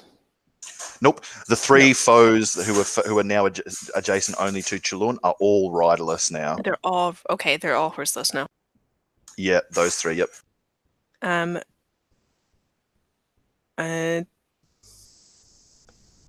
will aim at the Khan. The first one is a miss. She's gonna fire her arrow. The second one is a 17 to hit. That's a hit. And who's this at? The Naican Khan? Naican Khan. Yep, that's a hit. 8 damage. Okay, 8 damage. He's bloodied. I imagine this arrow takes him through like the upper part of his cuirass nearby to his left nipple. He like groans in pain and like nearly doubles over. It doesn't fell him, but he's seriously wounded now. Yeah, Sarnai will let out a wolf howl and move forward just about 10 feet to make sure she's a little closer to Khagan, who has blood streaking down his face and is running pell-mell up the path. Okay. After Sanai, the antlered shaman Chiledu, he will rush to the edge of the northern side of Vulture Rock, use the rest of his movement to begin scrambling down. He's not as agile as Chulun or Khagan, so I'm going to make him use his action for a climb, which he crits. And so the wiry old shaman, like a spider, descends down the other side of the Vulture Rock on the northern side into your guys' midst and calls for the warriors who he'd led up by his shamanistic ladder to follow him over the precipice. He will use the rest of that movement from his action to climb to move up to close with you, Tanaka, since Khagan and Sanai are too far up, and it seems that Chulun is well in hand by the warriors he's beset with. He's going to use his bonus action to pain you from the sword that you refused to drop. 2 fire damage this time, and then he'll use. Oh, he already used his action to climb, so he'll just close into melee with you. Utter a shamanistic word, and the blade will burn all the hotter, causing you smaller pain than before. And he'll just stay where he is, adjacent to thee. Tanaka, it's your turn. There will be no hesitation as he feels the heat flare up in the blade again, and seeing that the shaman is next to him, he's going to plunge it into his guts for a crit. Oh, yes. Okay. Searing that belly fat with the heated blade. Oh, I love it. That's awesome. 24 damage he's going to take all up from that. And the second hit's an 18, if that works. It does. What's the damage for the second hit? I might not even have to roll the crit here. 10. So it's Describe his ending. Describe the shaman's ending. As soon as he comes in, it's almost acrobatic kind of leap forward as Tanaka impales him on the sword, twisting it with the heat of the blade, essentially cutting through him and melting his innards like butter. And I imagine the look of shock on his face as he is slain.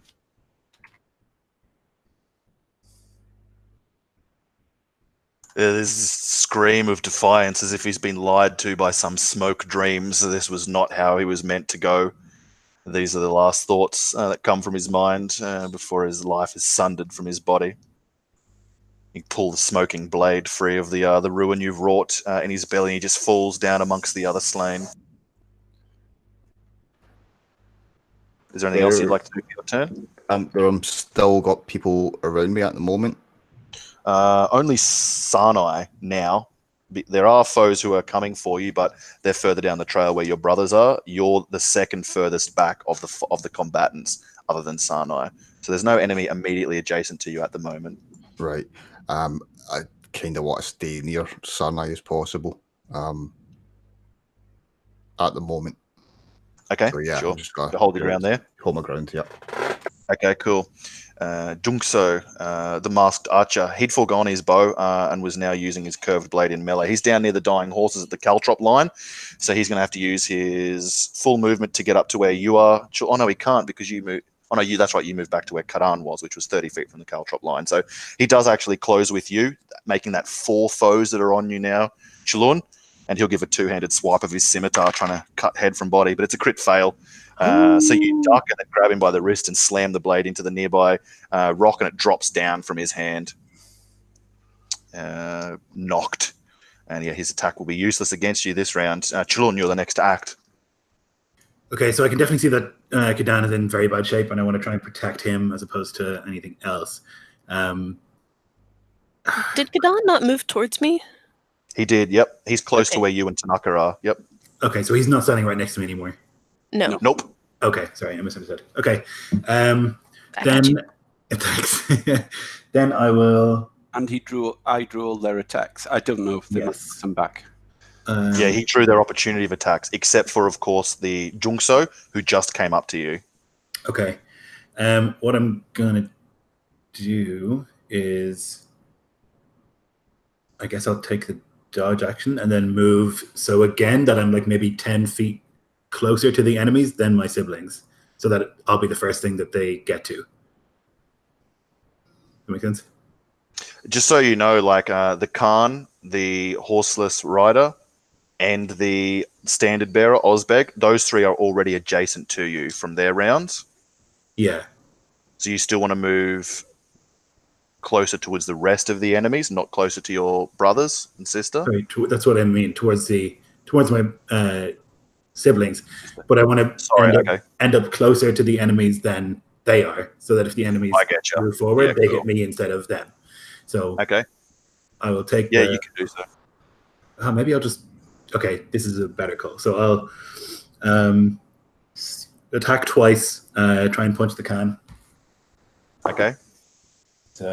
20, non-natural. Yeah, that's a hit. And a 17. I think 17 is the magic number. Let me just check. Yeah, no, that definitely hits. Okay. Excellent. So 9 for the first and 8 for the second. So I'll reach up and like smash my elbows into his kneecaps and thighs as he's on the horse, and then I will use a key point to dodge, and then I'll move, as I said. Okay, that means Junkso will get an opportunity to attack at you.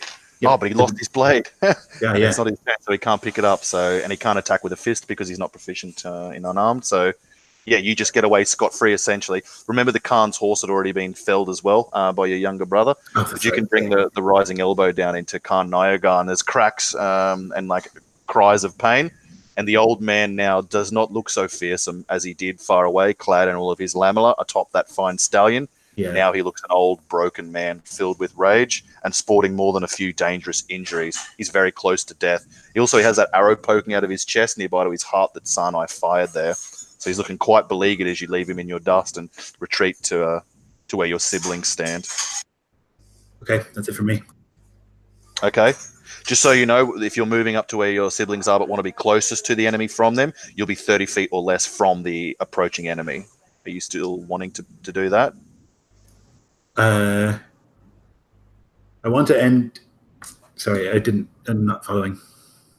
No worries. Let me clarify. So when Khagan ran back before, it put him 30 feet away from the enemy where you were engaged with.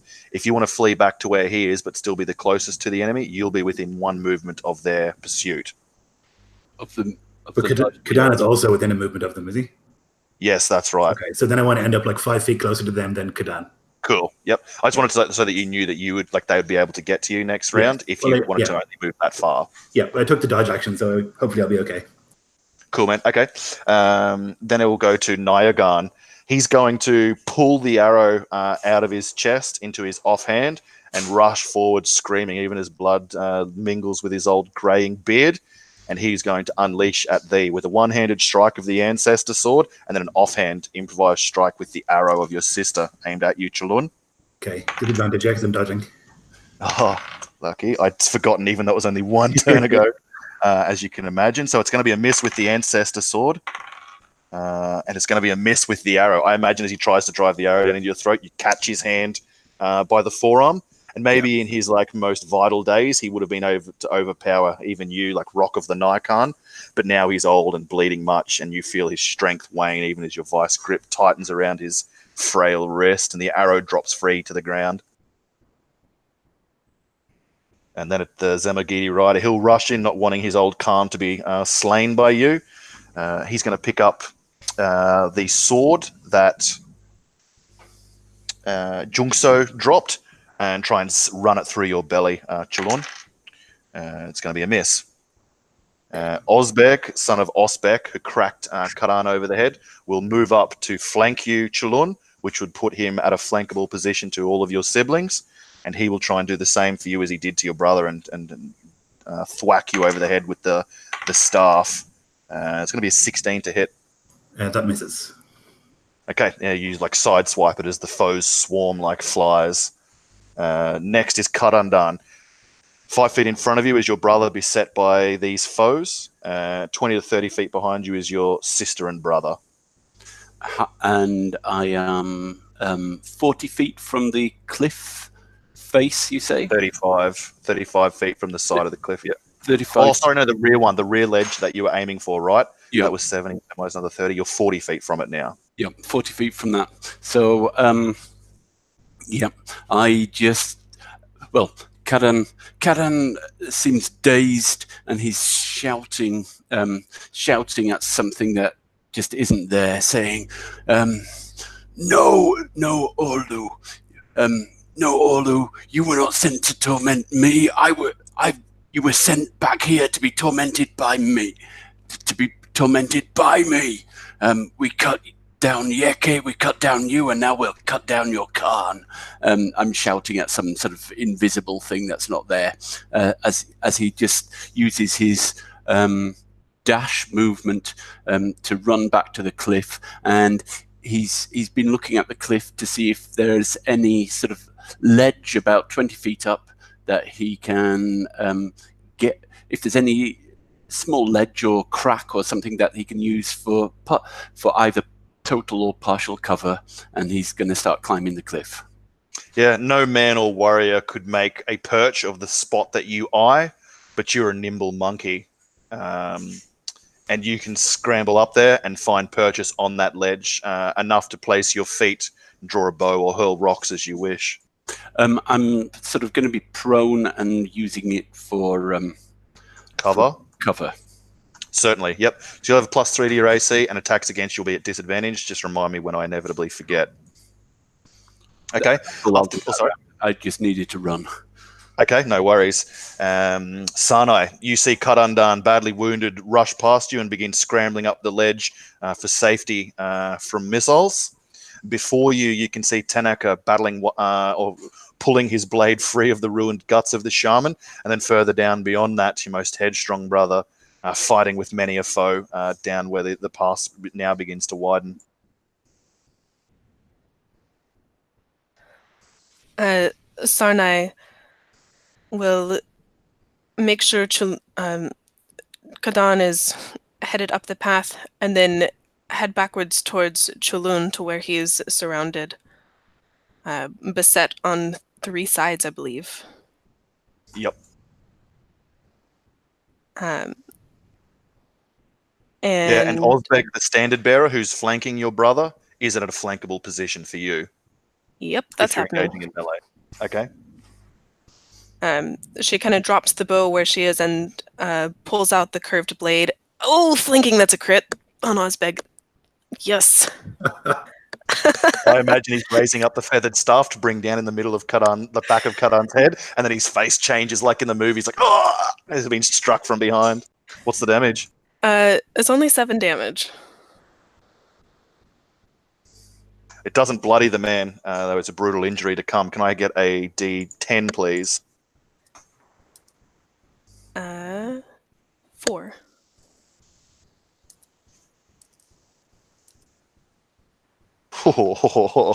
Roll 3d4, please. Okay, and for my second attack on him, that's a 19 on the die. Oh, okay. That second attack, did you roll with advantage? Yes, for flanking. Okay, cool. Oh, of course, that's right. Yeah. Because he's unconscious because of your crit. 8. So he's unconscious for 8 3d4. rounds. Yep, which means that your second hit is also a crit. So what's the damage on it? Oh. That one is 11 damage. Okay, well, he's not going to suffer any more crit because that kills him. Describe his ending. Yeah, so the first strike goes in through the back, and you see the tip of it emerge underneath his sternum. And as she pulls it out, the man collapses, and she will strike down at him where he lies on the dirt, and then look almost wild-eyed at Chulun. Yeah, he looks, and despite all of this, like smiles a bloody smile and howls. Tanaka Khan.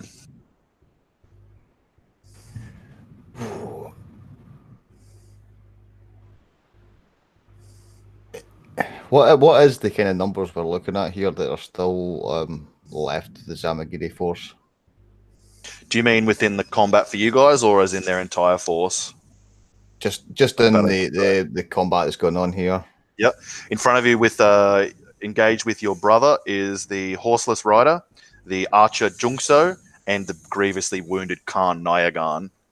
There's the Western force who climbed up with the shaman, who are contending with Galyn and Dash and the others, and those like strewn about in the caltropped field, or like further up towards the ledge where Khagan is like there's a melee playing out there between your other warriors against the other Zamagiri riders who have pushed through.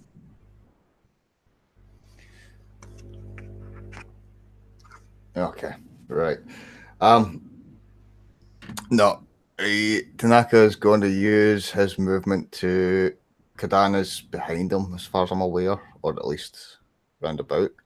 He's going to use his movement to run towards Khagan, trusting that Jolin and Sarnaya will get out of there. I'm 20 foot up a cliff. Oh, you're that's right. You Yep. climbed, didn't you? He's on the ledge behind you and Sane, looking down across all of this.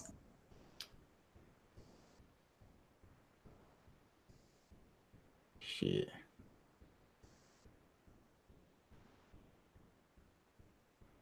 I'm still going to have to run. Yep.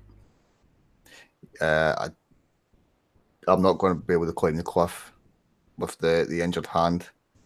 So he's just going to... Yeah, he's just going to run.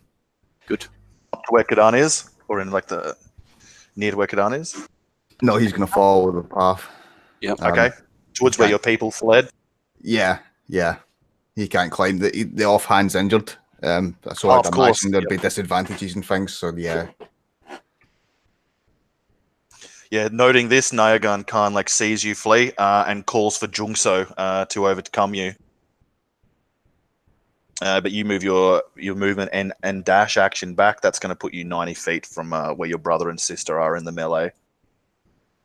So Jungso will provoke opportunity of attack from you, Sanai, and Chulun if you have your reactions to move 60 feet in pursuit of Tanaka. I got a hit. Is he on foot? He is. I also got a hit. 10 damage. Okay. Mine is not going to be quite that much. It'd be 9 though.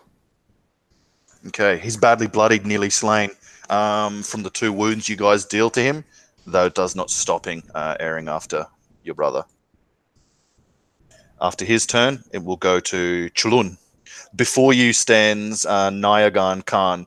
Next to him, one of his fearless riders who contends with your sister Sano.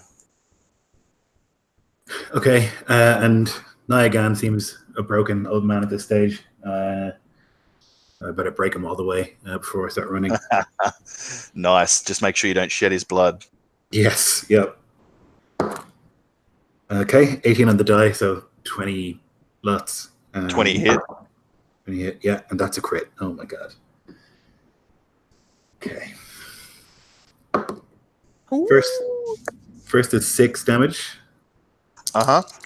Oh my god. The crit is 15 damage. What? Describe his ending. Yes!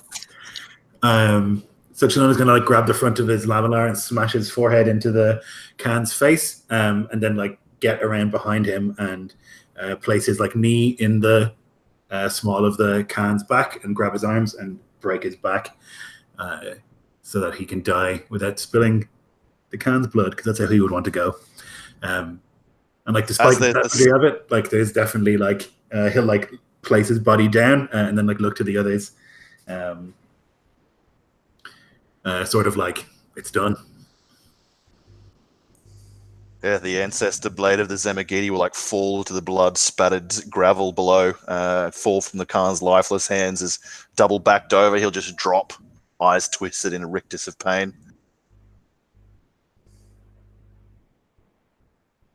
He will go to join his fathers and grandfathers, and his rider will try to avenge him and cut you down, Chulun. I will pick up that sword if it's on the ground, definitely. I think that will make them angry. It does. Actually, I can still move as well. That was only my attack. I can still move, but Sarnai is here, and that's. I'm fine. Move. I hate it. I hate it. Okay, I'll move towards Tanaka. Can I get to him? I can move 45. Yeah, you can get... Oh, no, because Tanaka is 90 feet back from where you guys were, so he's actually 45 feet in front of you. Okay, but you're chasing after him. Jungso is... I can get to Jungso. Yeah, you can get to Jungso. Okay. Jungso is 30 feet from you. I'll actually move to 45 and stand in front of Jungso with the Ancestor sword and just, like, shake my head at him like, you should go home. Haha, rad. All right.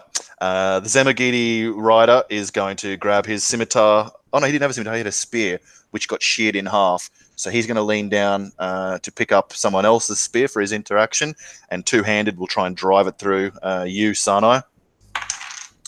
It's a crit No. with 2 hands, so that's going to be 2d8. 6 and 3 is 9 piercing damage, and a d20, please, milady. Oh dear. Well, you three all had crits. Yeah. 11. True. You're supposed to be better than us. This is. These are scars we can. Oh, that's Oh no. grisly. No. It punctures beneath the right breast. It doesn't come out the other side of your back, but it's well and truly inside your chest. You feel like a wet, dangerous heaviness begin to fill your lungs. And any time for the next 9 weeks that you fail an acrobatics or athletics save or check, you will suffer a level of exhaustion. Oh my gosh. Do I have You've got a like punctured lung? Yep. Oh, we are not going to be looking good after this, you guys.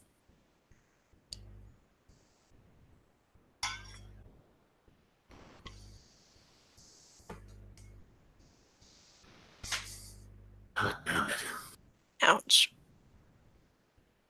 I know that I couldn't have stopped that happening by being there, but I feel like it's my fault now because I wanted Bear. You were screaming for her not to come down. It's everyone's fault. And also the man who wielded the blade. It's kind of more his fault than anyone's. Yeah. Yeah, so he'll impale you through the chest, give the spear a cruel twist, and then like pull it back with glee and go to march on, chasing after his Khan's murderer. But he sees that you still stand, Sanai, so he'll stay engaged with you, intending to take out his vengeance upon you at the next opportunity. And then it will move to Karandan's turn, I believe. Khagan pulls himself to his feet, unshoulders his bow, and takes an aim at the guy who's still fighting Sanai, and looses an arrow which arches across, and it's an AC of 14. Oh, I'm not confident. Where No, is I'm he? Mounted rider. 14 is the magic number, my friend. So as he's concentrating on Sanai, it catches him on the side of his on this deep into the sort of back of his chest, and he takes 17 points of damage. As he readies his spear to drive down and give you the killing blow, Sanai, his eyes just go wide as an arrow sprouts through his chest, and the spear drops from his hands, and then a moment later his life leaves his body and he slumps down next to the rest. Then with my fast hands, I quickly put the bow back over my shoulder and scurry another 30 feet up the cliff. Okay. Sanai, it's your turn. To your west, you can see a couple of Zamogidi warriors trying to scramble down the northern side of Vulture Rock. To your west, you see dying horses and men amongst the field of caltrops and a few beleaguered Zamogidi warriors rushing to try and catch up to where their Khan has been slain. Looking over your shoulder behind you, you can see Chulun blocking the way from a vicious warrior who's after Tanaka. And then far up, the furthest part of the reach beyond the direction where your people have fled, your Khan and brother Tanaka is scrambling. You've lost sight of the monkey, though you know that it was his arrow that felled your would-be murderer. What do you do? Sanai puts her hand to her ribs, to where the blood is gushing out between her fingers, and there's no one else around me. They're all dead, thanks to, I believe, Khagan's arrow. And I will move and action my way after my brothers. There is one Zamogidi between you and the Zamogidi rider. Wait, no, I thought. Yep. Oh, right. Yeah, Okay. he's with How far Chulun. is he? He moved 30, so he Yeah, I can't can be reach more him. than 30 from you. Is he in flanking position, perhaps? I believe Chulun blocked his front, so you would be able to get up to his rear with exactly 30, which would provide the perfect flank. Excellent. Chulun next to him. Chulun's in front of him. Chulun went around him to block his way, I believe. Yeah. So that means that Sane moves 30 to his rear, which will put her at a flank with her brother. Is that right, Lloyd? I have that correct? Yep, I ran ahead of it. I didn't think I ended up. I don't know if I ended up, or if I said I ended up in contact with him, but my intent was to be in front of him, basically, so that he can't step forward without running into me. Well, yeah. You can decide now if you wanted to be adjacent to him or just blocking his way, because with the 45 foot of movement, you could do either. Okay, well then I'll be adjacent. Okay, go for it, Taylor. All right, that's a 19 to hit for the first. That's a certain hit. The second will miss, but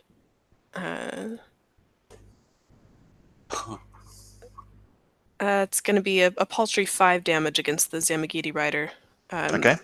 Sarna is using the curved blade, and it's wet with blood, but she can only do it really properly with one hand as she holds the other to her ribs.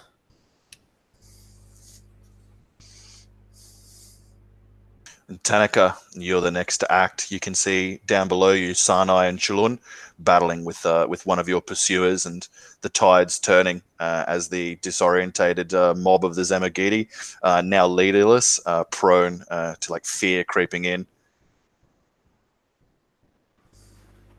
As much as I would love to rush back and give them something greater to fear, that's not going to happen.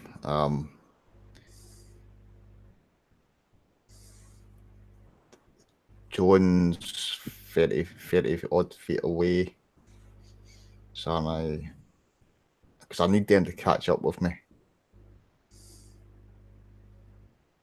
So I'm just trying to do quick math in my head. So if I run 20 feet again, they should be able to catch me next round. Chulun will be able to, but not Sanai. She'll be just shy of you with her 60 foot of movement dash. Oh, Yeah. I'm very fast now because I've. Oh, okay. So I'd catch up. That Okay, would still cool. work. That would still work. Because if you can get to me in the next round, I'm confident that we can get out of this in one piece. Khagan is 50 feet up. He's unapproachable in melee. Yeah. He can only be fired at. he'll be fine. He's slippery. So yeah, that's what I'm going to do. 20 feet movement this time. Okay, and anything for your action? Not yet, no. Okay. Chulun. There's a wounded foe sandwiched between you and your sister. You can hear your brother beyond you up to the north scrabbling over the rocks into the pass. And you can see his arrows being flung down from the ledge above there. You cannot sight Chulun. I will try and kill this man. Is this sword any use? What kind of sword is it that I picked up? The ancestor sword. It's like a large scimitar. It mechanically is a long sword, but visually Okay. it's like a large two-handed curved scimitar. It has like a reindeer-esque or like antler stylized hilt, like at either side of it's like a guard. But other Okay. than that, it's like very similar to Aslan's curved blade that he wrought for your brother Altai, and now who is wielded by your brother Tanaka.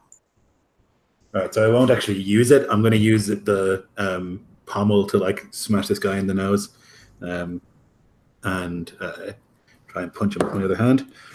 18 for the first. Yes, certain hit. 13 in the die plus 1, so 20 for the second. Yep. It's going to be 8 and 8, 16. All up. So the pommel smash busts his front two teeth down his throat and shatters his nose, sending him blind with pain. He drops to the ground, and your second boulder fist smashes into his throat, crushing his larynx, and he dies choking in his own breathlessness beneath you. Okay, excellent. I will look at Sarnai with this look of like, we're going now, and then I'll start to go towards where Tanaka is.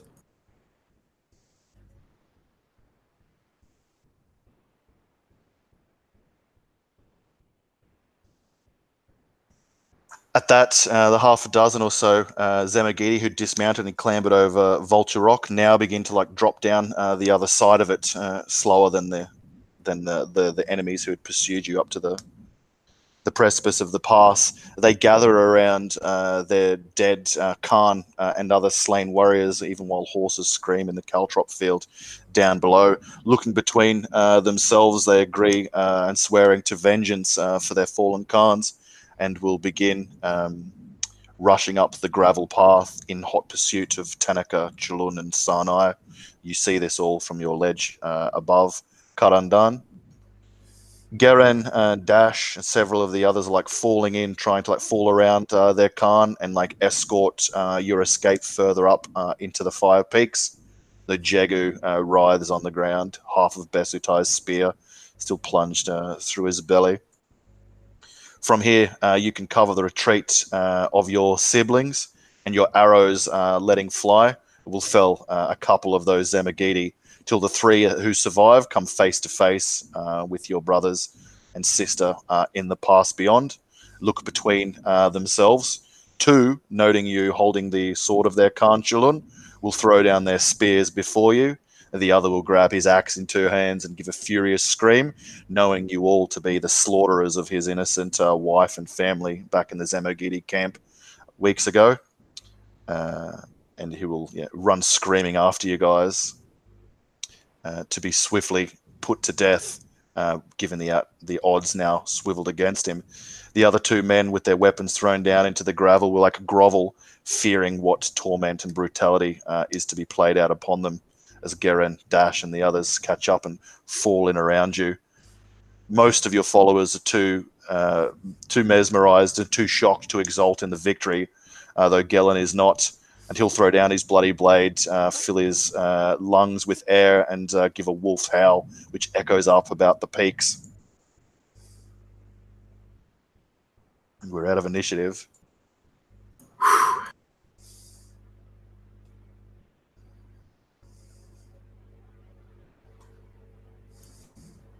It's kind of in disbelief that we made it. Yeah. Need a breather. Then the scene will end and we'll take a 5 to 10 minute smoko Yeah. trinko toilet break. You need a second, yeah. We're all just shocked. Oof. Okay, That's great. excellent. We'll take a break and then come back for the aftermath, hey? Cool. Yeah. That's good. Excellent. See you soon.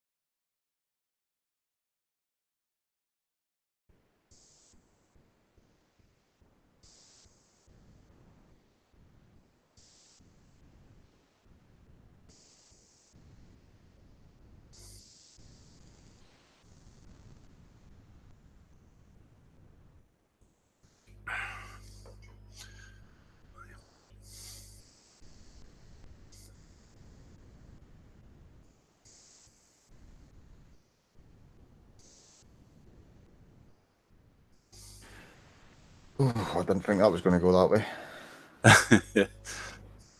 I certainly didn't either. 1 hit point. Is that what you're down to? Oh my yeah. gosh. How did you not disengage? No, I had to use my bonus action to hit out. I couldn't get away from them. There were I couldn't 4 reach them. people. Pardon? 4.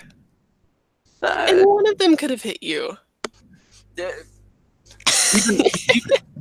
Even if they disengaged, they could have caught up with me next round. On their turn, I thought I needed to take out the horse. It was for sure the right call, but oh my gosh, so risky. Yeah, I'd weighed everything up, and it seemed like the best option at the time, but none of the options were very attractive. I mean, it wouldn't be a Kai's character without living on the edge with it. Kai's death wish. I was absolutely sure when he hit me over the head, and it was a crit as well. I was absolutely sure that was going to take me out, but just 8 points damage when I had 9. I thought,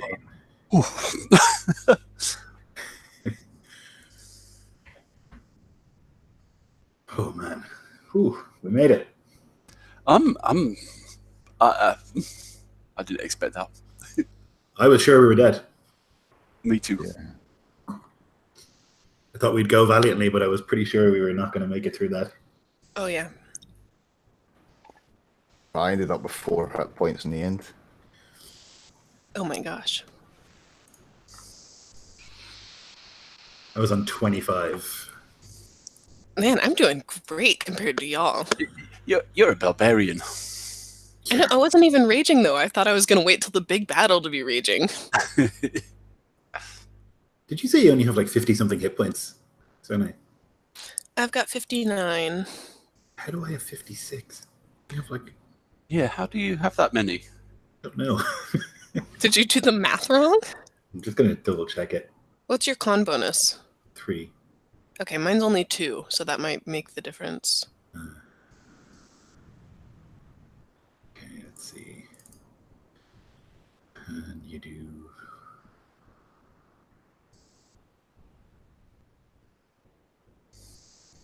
51.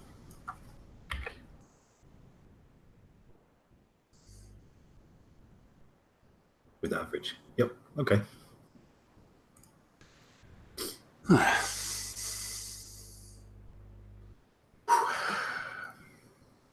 Are we gonna kill those Zamagiti warriors, or are we gonna... It seems insane to me to bring them with us, because, like, if one thing goes wrong... Well, I guess we dealt with them, right? Like, there's not any more coming that we can see. Depends what the larger number of Zamagiris do, but Yeah. Yeah. The thing that worries me is we still have the hostages, the Khan's wife and daughter. Yeah. I mean, there's loyalty there. Yeah, what are we gonna do with them? Well, now they're useless, because the Khan is dead. We can't even ransom them or anything. Mm-hmm. We could maybe ransom them back to the Zamagiti people. or marry one and get a claim on the Zamagidi. Yeah. Mm-hmm. Wouldn't they just pick a new con? Probably, but you've still claim that you need to battle the new Khan and maybe press your At claim. this stage, we can definitely say we've defeated you so soundly, why don't you become Naican? Or Chulan marries the daughter and becomes the Khan of the Zamagidi. Yeah, I kind of fancy Altai. Is that what her name is? Yeah. Altani. Altani, yeah. Yes. Not a reindeer. Yeah, but the Dalat are useless now. They're mangled. Yeah. Well, so are the Zamagiti now, it looks like. Well, the Zamagiti now, you have their Kana as your prisoner. Yeah. Go basically by all the rights on the plains is Kana of the Zamagiti. What's left of them, which is about a score or more of children left behind in the waste somewhere that you guys spared. 2 prisoners who have surrendered to you. 4 wounded men amongst the slain. Is there not another force of Zamagiti? Yeah, there were Yeah, all the wounded. Wasn't it the 20 that rode after us? Oh, wasn't there a whole bunch of wounded that stayed down off the mountain? Uh-huh. And wounded There were and seven horseless men who stayed to guard over the 6 wounded left at Marmot Hollows. So 13 men who don't know of the fate of their Khanate, who were down below in the Marmot Hollows. The 2 prisoners who'd surrendered to you up here, as well as 4 more wounded men. So that puts it at 6 and 13, 19. So yeah, 19 prisoners, give or take, as well as the children of the Zamagiti, who you guys, by law, wouldn't have slain when you raided the Zamagiti camp last session. So we've broken their strength then. Like they have those warriors who are wounded, but like at this stage we have like their kana and we have their standard and we have their sword, like all the symbols of. Correct. So we could probably negotiate at this stage. You could probably give terms at this stage. Yeah. Yep. So we'll start it up. That's how Chula negotiates. It's not like it's like here's what's happening. Yeah, so I'll say, before you guys, as Chulun is like scrambling down from his sniper's perch, there are these 2 men groveling. Oh, sorry, Khagan, sorry. These 2 men groveling in the gravel before you, who threw down their blades. A little ways further back behind them are 4 men who have survived the onslaught at the pass, and some 13 horses that you didn't slay who were within the vicinity. And what do you guys wish to do?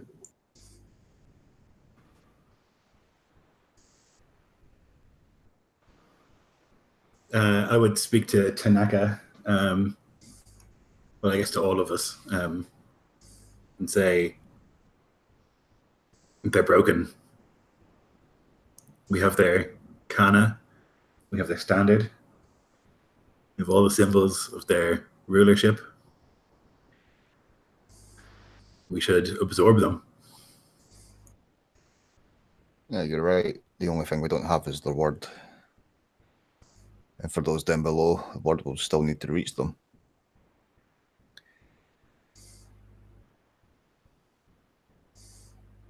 Someone must speak for the Zamagidi without the Kana there.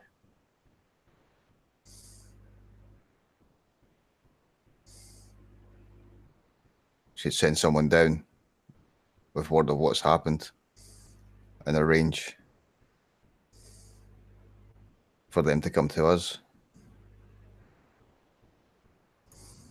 They can come with their heads bowed. Let them walk the mountain. Will you make them wolves, brother?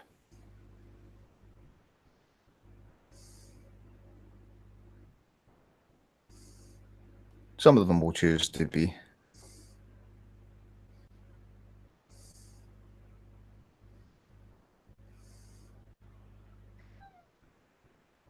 Faced with death or becoming a wolf, I think many of them will choose the right path. We have taken others in before.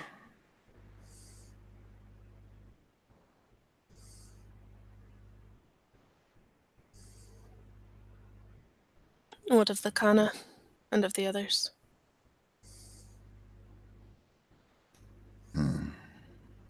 Kana poses a problem. She has a claim. She is something of the Zamagiri that remains that is their identity. She has a daughter.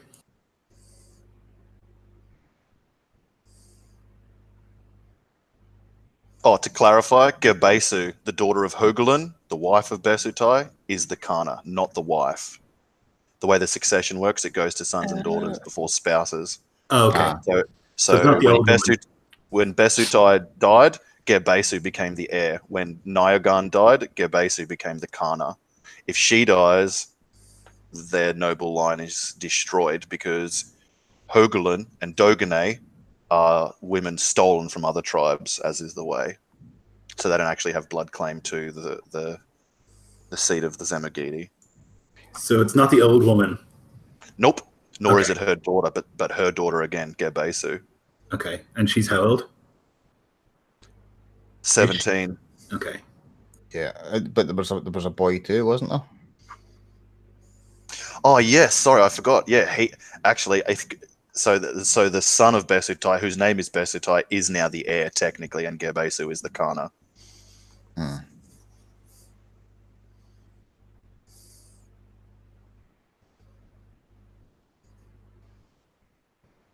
Yeah, tricky thing because by law, technically, you guys can't, nor can you order your men in good faith to kill that boy child.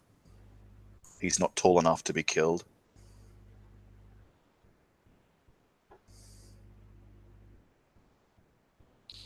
We could leave him to the Skyfather, or raise him as a wolf. Yeah, we have to raise him as a wolf. I think it's the only like realistic thing to do, or set him out like we were sent out. I think remembering how we were sent out and the struggle to survive, I think there'd be a tug on the heartstrings of Tanaka. And probably some of the other siblings as well, I would imagine. I think for Chulun, it's more that like it's a technicality. We're still killing him by doing that. You know, like it's still probably wrong to do that. Like traditionally and like Skyfatherly, it's wrong because like it's killing him is one thing, like by our hand, but like allowing him to die feels the same to Chulun.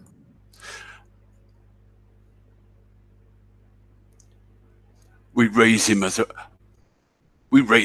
wolf, and we raise him as a wolf. We train him and teach him to fight as a wolf, and one day he will lead his people against us. We will beat him again, and then he will be ours forever.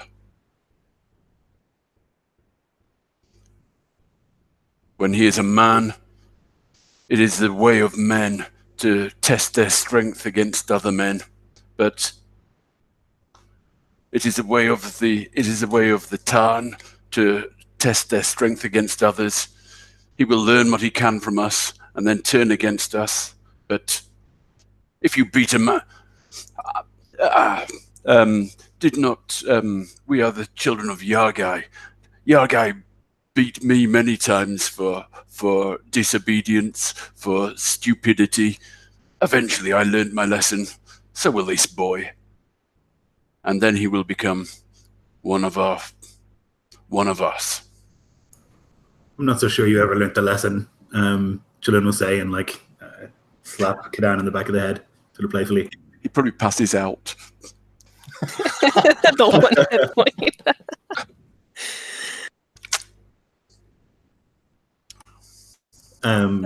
But Chulun will sort of agree.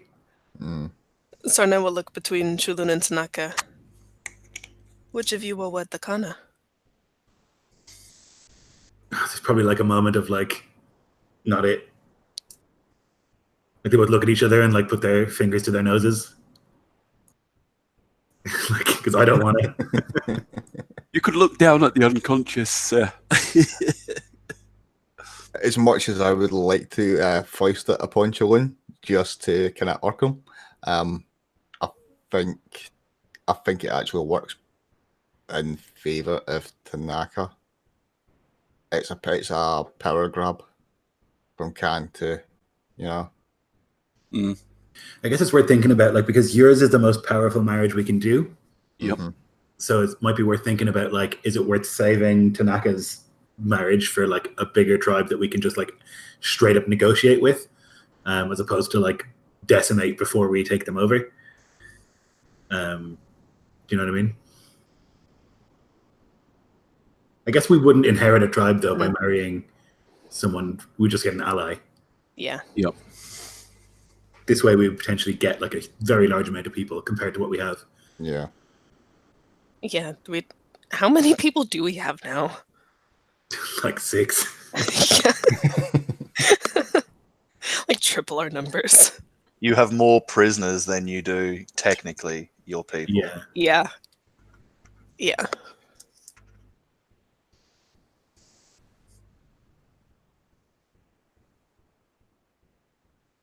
Alright, so who's gonna go tell the wounded Zamagidi to haul it up the mountain and come agree to terms and see their Kana?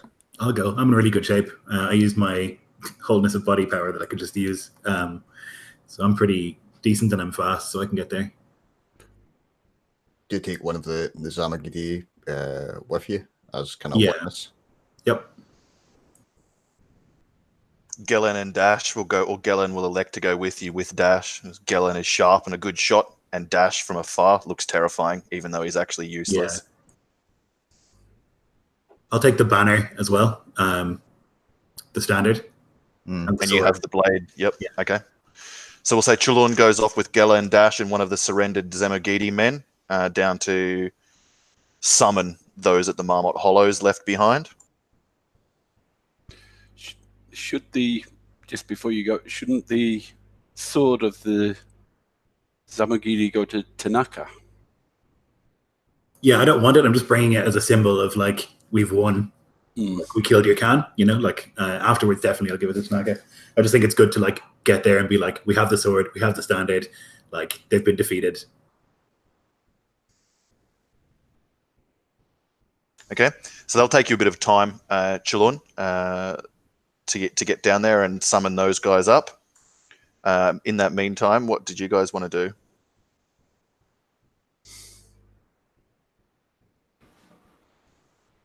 Was a lot of healing.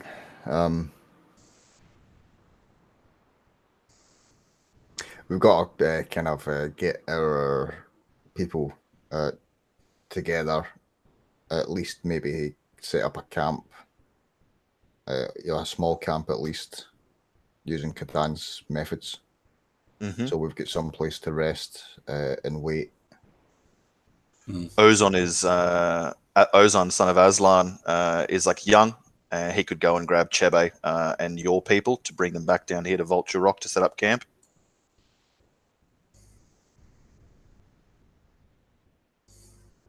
So if that's what you wish or command, he'll go to do so. Yeah.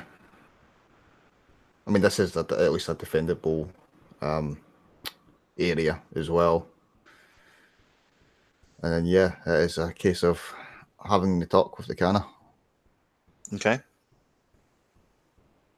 So while your brother goes off south down the pass to summon the remaining Zamagidi to you, and Ozon goes off north further up the Taichar Pass after Chebe and your people to bring them back here to set a camp. Maybe Sanai and yourself can see to each other's grievous wounds, which will give Khagan time to like scramble down amongst the dead and take the choicest parts of loot or gather up the finest horses. And I guess there that you would notice by his sickly, wet, hacking cough, Jebe, who sits impaled by Besutai's lance. He looks up at you with wan, rheumy eyes. Blood trickles out of one of his nostrils. My lord, I'm sorry. I have failed you. Jebe, you're as tough as a goat. You have not failed anyone. I failed Ibakar. He looks down the slope towards where the lifeless, swollen head is, where it was cast by Besutai. My lord, place me up high, upon the rock or tree with her. I will marry her in the beyond.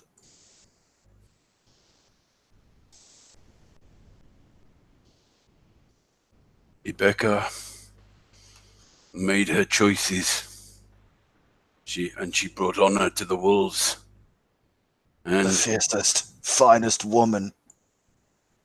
she will be a violent wife in the yurt, in the plains of the Sky Father, and your yurt will stand tall and proud. Lord, put us up high, where the eagles can carry us to that place. He says, seeing it now because his vision is blind in this world. A smile begins to replace the cruel grimace. And I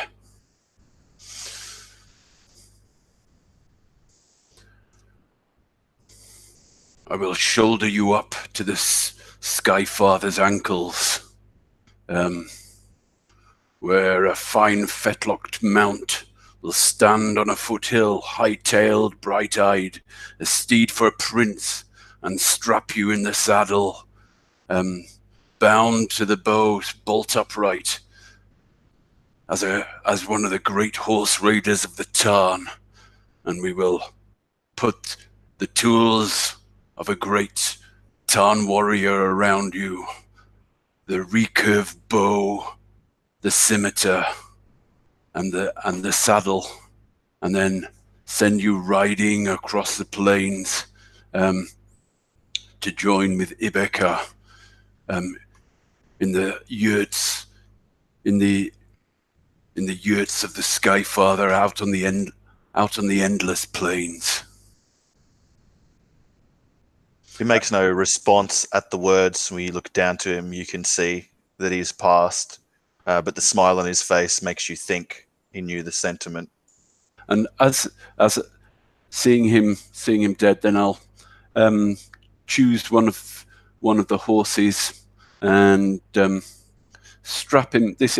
I'm just sort of slightly making this up, but strap him to the saddle of a horse and sort of put a spear up to hold him upright, and so he rides, and then having him riding on a horse, sort of propped up on a horse, even though he's dead, I'll lead him up into the mountains to some high ridge overlooking the skies, and there lay him on a stone with his bow and his blade and his armor, under only with the Skyfather and the Skyfather's eagles to look down on him, exposed to the elements, say a few words, and then ride back down to the camp. By the time you return, you can see that Osen has led wounded Chebe and the rest of your people and the Kana and other prisoners down to Tanaka's makeshift camp, and they've begun to unpack gurs and deals and wraps of food and tether horses about and begin to separate the dead, like your ally dead and the foe dead, and gather up the horses and such. And I guess it's a few quiet, somber minutes since you've returned to the Taichar Pass that you would spot Chulun, Galyn, and large Dash, the Zamagidi prisoner, ahead of a train of 13 forlorn, bloody, wounded, fearful-looking Zamagidi who marched to face their fate here by this oldest of rocks.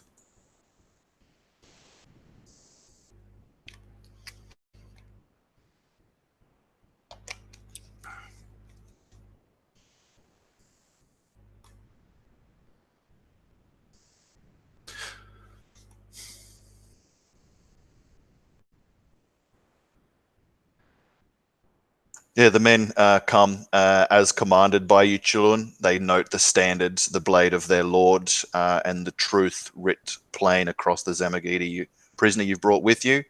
And they know that their power has been broken and their great lords are slain. So it's with heavy hearts and heavy boots that they'll clamber up the slopes behind you till you'll eventually come around the bend at the Taichar Pass to where the small, bloody Naican camp is erected amidst the battlefield.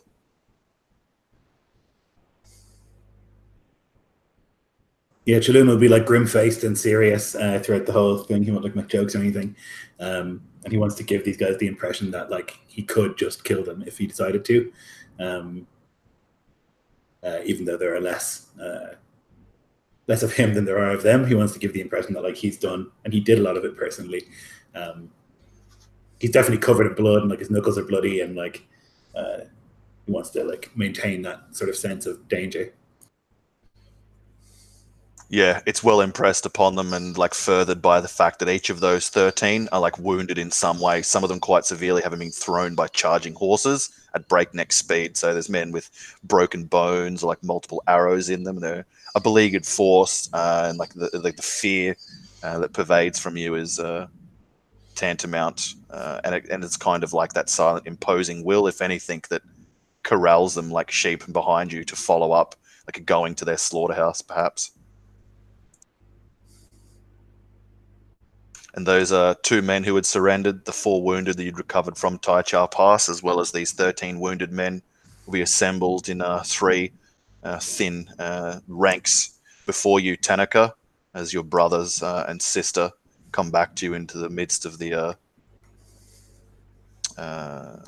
camp as it's being made up. It wouldn't be too much more than an hour past noon. There's only thin slivers of shadows cast down upon you.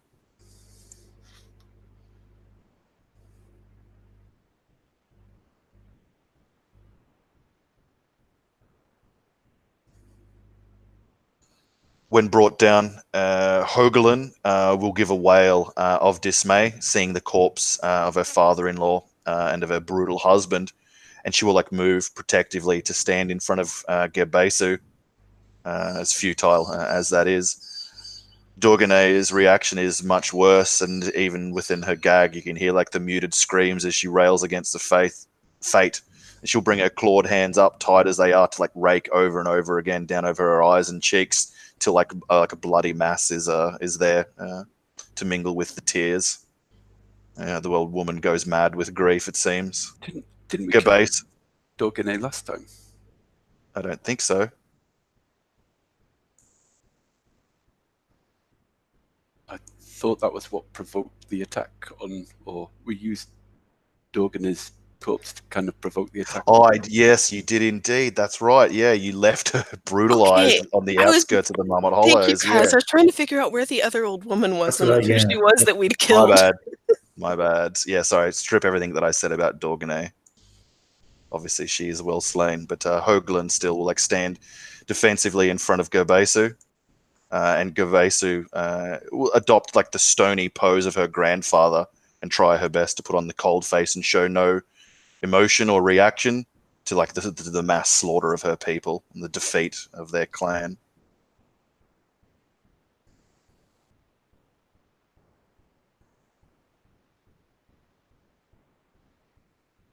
Those warriors, I guess they've been de-weaponed or whatever, but Chaloon would be basically doing security, making sure that they're all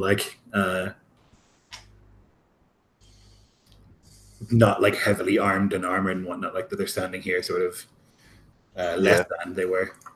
They're stripped of their shao chain, of their helmets and fur caps, and of their bows and spears. They've been piled away with the other gains of this slaughter.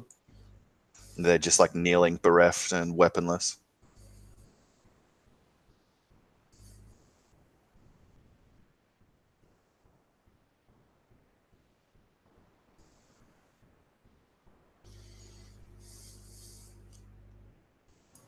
Yeah, I guess Chaloon looks to Tanaka. As do all.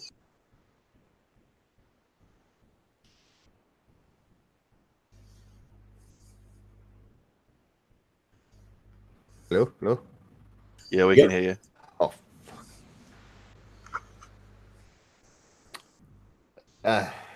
Sorry, that completely threw me off there, Mike. So the prisoners are arranged before Tanaka? 19 men wounded and stripped of arms and armor. They kneel in the bloody gravel before you.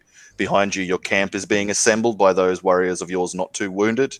And nearby, flanked, I imagine, by your armored siblings, is the Kana, her mother, and the rest of your people who watch on, still disbelieving that they yet live, that there is victory here. He'll walk in front of the line. He's looking to see which of them, may raise their heads at least to look up. And he'll stop in front of the first one that does. Yeah, it's an older man with grey stubble and a wispy kind of Fu Manchu beard. One of his eyes is swollen shut where it looks like a mace or spear butt is buffeted in the side of his head. But his remaining eye glowers at you with a furiosity that none of the others seem to share, even though the man is stricken still by sudden and unexpected defeat. You can feel the words behind his eyes. You murdered my family. You murdered my wife. You took my things when I was away at battle. The Sky Father will curse you. I will kill you if I have the chance. Yeah. There's a he'll give a nod to the man as if reading his thoughts, as you say, that he understands this is the case. But then he'll turn to the rest of them. Today you have found out that the wolf is mighty. The wolf is ferocious. The wolf is cunning. And the wolf cannot be defeated. Is it not so? Yeah, he'll let the howl ring up behind him. Their wolf howls echo throughout the Taichar Pass. But the wolf does not seek needless, endless slaughter. And he'll look to the old man who, with his glaring eye, despite what you may think. The wolf looks towards the horizon for a better future for all of the Tan.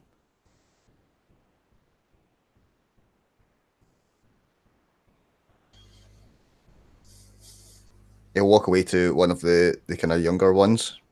Not the youngest of them all, but someone kind of a few years into manhood, and kneel down, crouch down in front of him, putting his face close. What is the most ferocious animal in all the plains? Oh, my lord. The youth is shaking. Man is the most savage, and he'll look to you at that. It can't be much more or less of an age to you, though you feel like a heaviness of years that the youth doesn't share.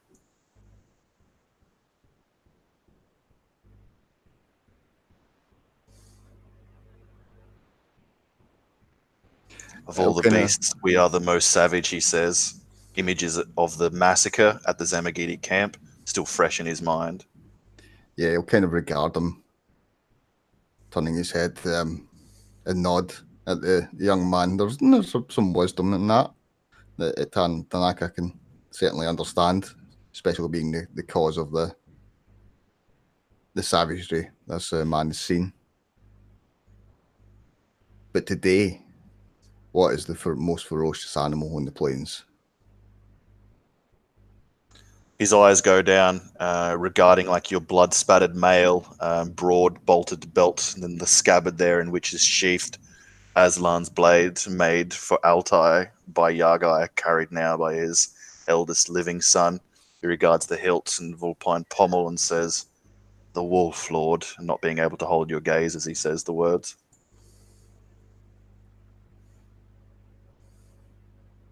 And wouldn't you wish to run with the wolves?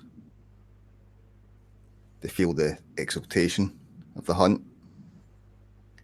the blood pumping as you race across the steppes. Wouldn't you wish to be in the pack, stronger together? He looks across from you towards where Gerbesu stands beyond, stony face, and looks to her for some like direction or expression which may guide his answer. But as you'd expect, there's none forthcoming, just a stony glare, and so he shakily looks back to you and says, "Yes, Lord, I would live." Then howl. And any man here who wishes to join the pack, join in the howl. And at that, I'm going to go and stand next to my siblings and next to Jabesa. And I'm going to watch and see who howls. He'll shakily take up the wolf call. It's weak and like a cringy thing, but it soon gets buoyed and swelled and chorused by the first, second, third thereafter who'll join in. And eventually 18 of the 19 on their knees before you will call up to the heavens, echoing throughout the Taichar Pass with their wolfish cry. Though one-eyed Bukharan will just regard you with silent fury, even as the wolf howls swell, die out, and even their residue is gone, the last of it echoing out.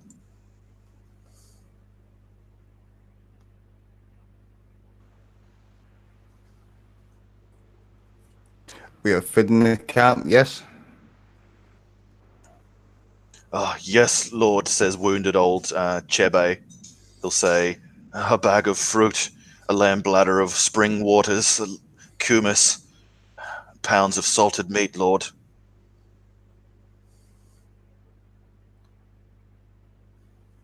Then feed these pups. He looks as shocked, like, "What?" But he's too shrewd and wily to argue with you, and will go and keep his head shake to himself as he goes back amongst Torkagana and the others and begin muttering for them to like open up the packs and begin to like dole out parcels of putrid smelling meat and like sour stinking kumis to the shaky-handed warriors. When Torkagana kneels down, even like cut across the face by that spear in the Marmot Hollows, she'll try and give some softness to her face as she offers up the meat to Bukaran. But he'll cast it down into the dirt and like spit at her feet. And she'll like recoil back like a viper and hiss. And her impulse is to strike him. No, she will not in your presence. This one is a problem, Tanaka. We should kill him. He breathes in, his nostrils flaring. He hears your words, but tries to find the cool face. He's looked into the eyes of the wolf and held his nerve. He deserves a good death. How do you want to die, man?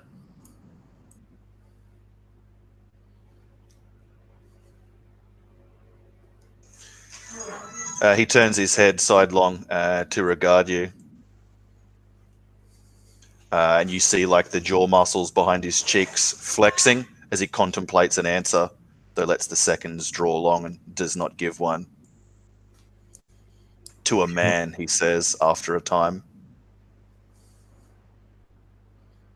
And there's derisiveness in his tone. It's plain to see. It probably rankles you because it's in hearing of the women and children.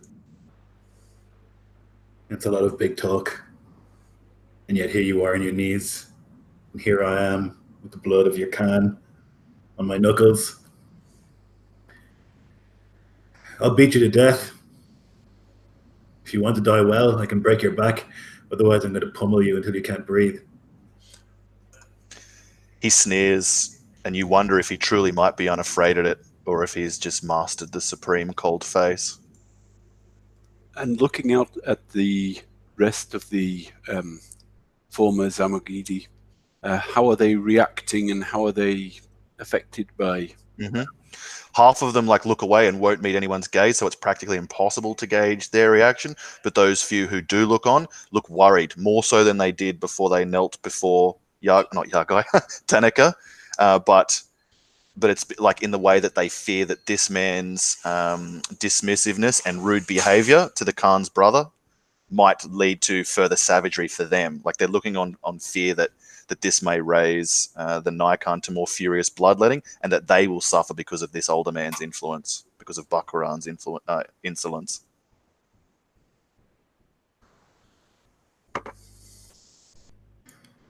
Chillin will look to Tanaka with like this sort of shrug, like, now?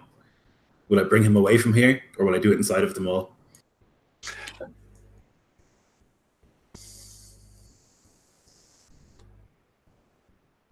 Sorry, guys, I thought you were going to say something there. Yeah. Khagan says, we were exiled, sent out with nothing, to live in the wild, and it made us stronger. And one day we will return and claim what is ours. This man, he shows no fear, and it would be a interesting challenge to face him in the future when he's had a chance to gather his strength and come and challenge us. I think my suggestion is to let him go, send him out into the wilds, and if the Skyfather favors him, he will return strong and make a worthwhile story in our in our rise. He challenged us today and was defeated. He wasn't strong enough today. Came at us. Strong enough to defeat Cocktoo some days, but you got stronger, and one day you will. Maybe this person will one day rise to become stronger. I was a child. This man is old. He will only grow weaker. And Children is like very clearly like intent on killing this man. It seems like insane to let him go so he can come back and stab one of us in our sleep. Yeah. You think by the look in his eyes when Khagan speaks those words that he certainly is making a silent oath. If given his life, he will use it to the very extent to murder you all. Yeah, this man is a flea. If he's left unsquashed, he'll become a swarm. So I will squash him. Do so, and do so in the sight of the rest of them. Show them how vicious you can be. He'll nod, and he'll like stand in front of the man and say, "Up." He'll rise and try not to let his grimaces show from like the many small wounds he bears till he's standing at his height, which comparable, if not exceeding your own, given that he's an older man. I'll walk to where in front of the kneeling men. And I'll have my hands down at my sides, and I'll like turn my cheek towards him. Hit me.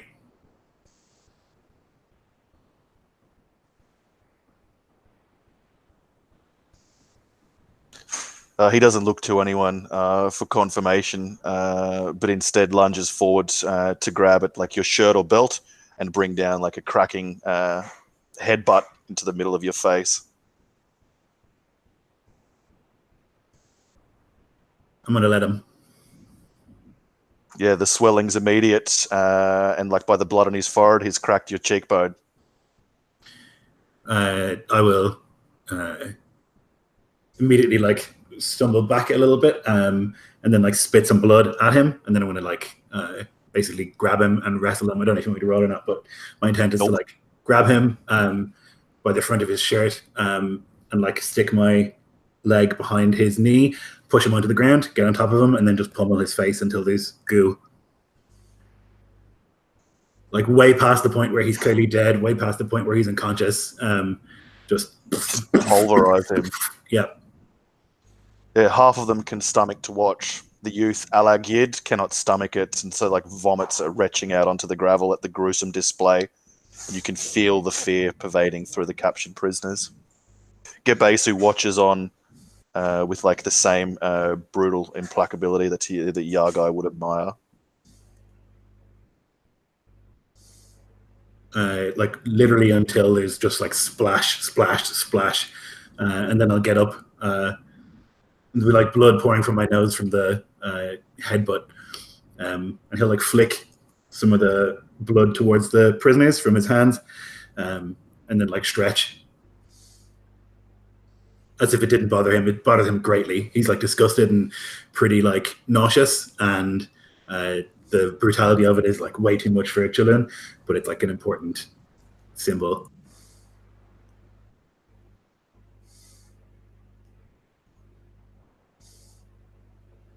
And when he thinks like that's been established, he'll like nod and then walk somewhere, and then like wash his hands, which are like badly shaking, and try and stop them shaking. Yeah, Torkagana will come with like kumis for your throat and like water to wash at the wounds. She will not shame you by like meeting your eyes or looking at the shaking hands as she does so. And she'll like move away thereafter once there's no like words forthcoming to like leave you with solace.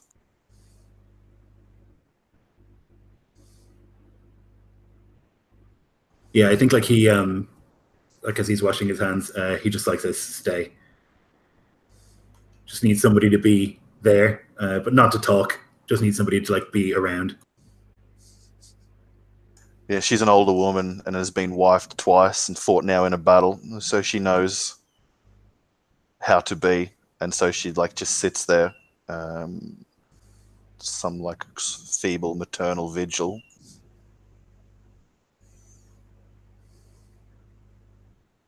I imagine this is like away from the camp at Taichar Yeah. Pass. Yep. Yep, off in the mountains nearby, maybe within sight of the poplar tree, but not within any sight of your companions or prisoners or subjects. Yeah, he'll take a few minutes to try and like calm himself, and every time he washes his hands, it seems like less and less blood comes off. Yeah, I think there'd be that gnawing thought too that the man that you killed, like beat to death with your own hands, would have been like a better ally than the 17 Yes. mewling cowards who live. But an 100%. ally he could never have been. Like the decision was right, even as it feels so wrong. Like Chaloon thinks that that's how he will die. He would not like make the noise of a different animal. He'd die instead. Yeah, that he'd break and not bend. Yeah.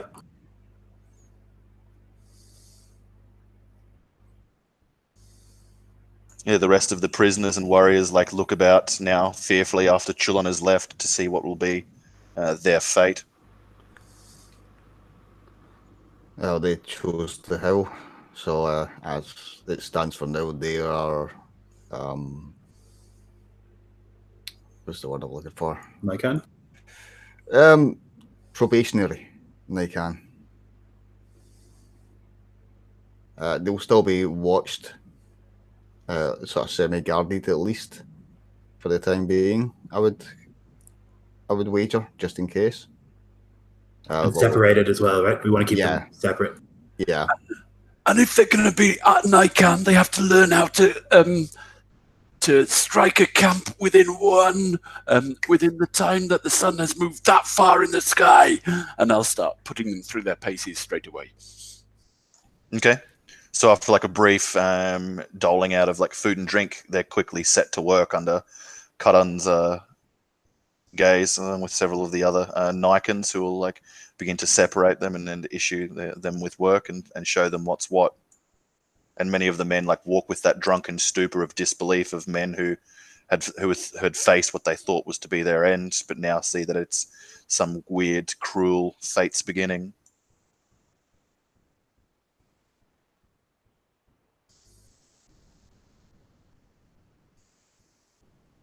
I guess it's time to have words with the canna. If everybody's the camp is at least eating and Khagan's doing his drills. Would you like me with you, Tanaka?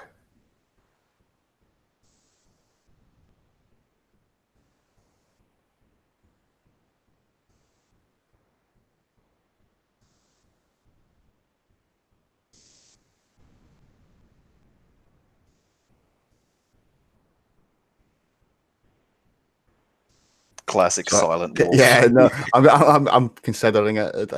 Decisions. Yeah, the Sarnai crosses her arms and tries not to huff as her brother, ever the quiet one, considers his words. Yeah, he has all different types of silence like arrows in a quiver. I think it would be best not. She's seen the worst of us only thus far. Perhaps if it was only myself.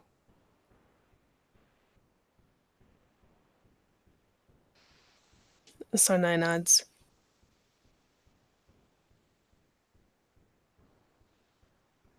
She's going to hate us. Perhaps forever, but this is necessary. I would be concerned if she did not. At least for a while.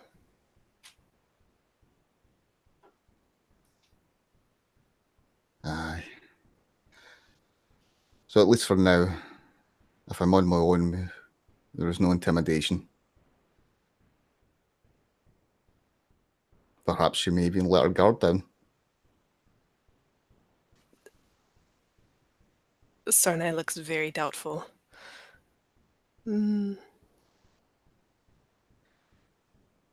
Perhaps.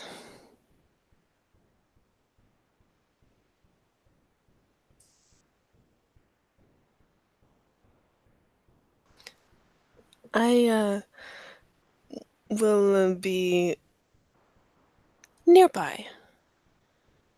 And there's a twinkle in her eye. Be prepared to duck if there's anything in throwing range.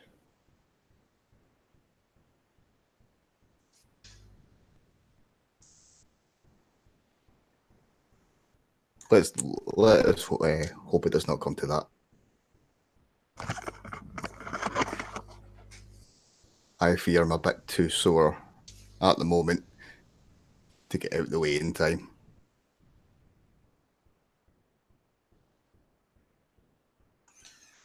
So as Chulun finds some solace at the Lonesome Crag, Tokagana, and Karan Dan begins the tutelage of the probationary Naican, what does Sanai do as Tanaka goes to see the Kana Gerbesu?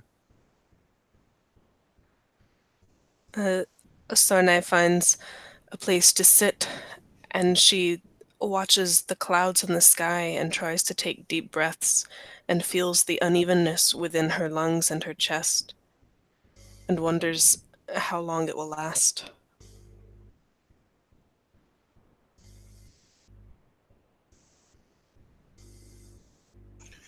So Hordelands will move instinctively in front of her daughter and try her best to look threatening at your approach, Tanaka. But finally, Gerbesu breaks her silence, gives a hiss, and says, "Mother, be away." And Hordelands will look like furrowed brow between her daughter and you, and go to rebuff Gerbesu. But Gerbesu gives another of her Medusa stares. So Hordelands will mutter and waddle further away to find a gur to help someone erect, within hearing and sight of her daughter, but away from the immediacy by your approach, Tanaka.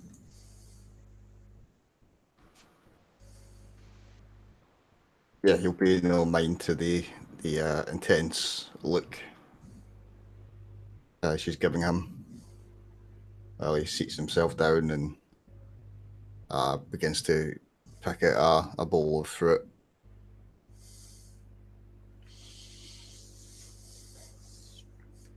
And he'll do his normal. He'll be sitting there in silence until she can't take it anymore.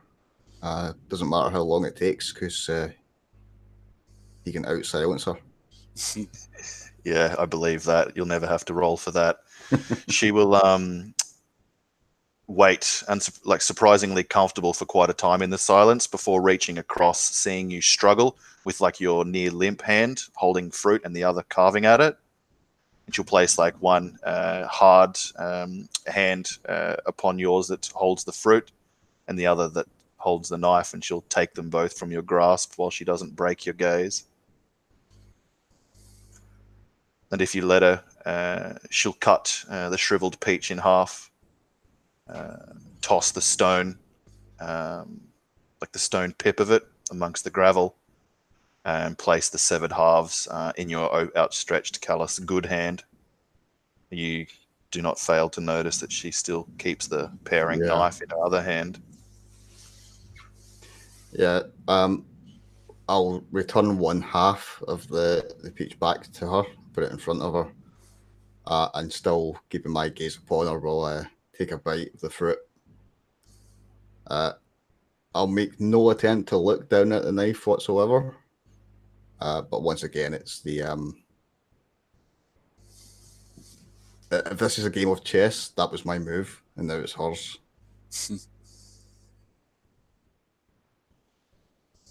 She'll slowly take the piece with her offhand, put it in her mouth, and chew. Some hard beauty there behind the skin before she swallows down the treat.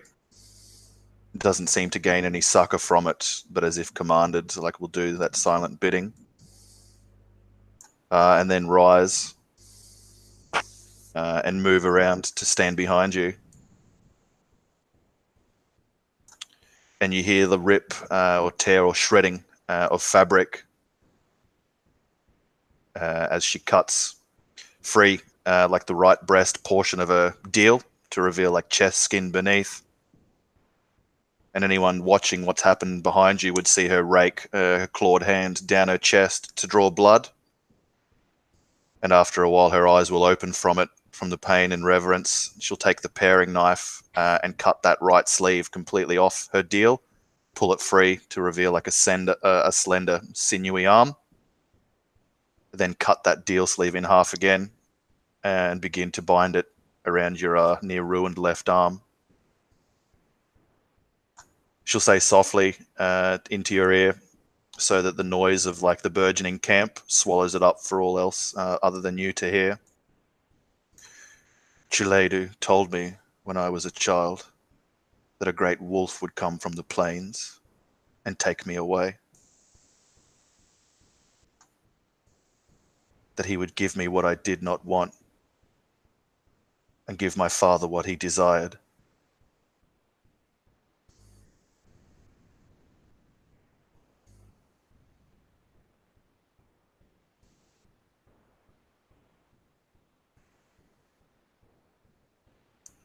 And she'll give you a bit of your own silence thereafter while she tends with the deal strips around your ruined arm. He'll those words kind of knock him back a little bit, but he'll stoically remain seated where he is, staring forward, and give a small nod as if he knew this was a truth he already knew. And where he told how much he would hate the wolf. Yes, she nods. And how much I would come to love him. And respect.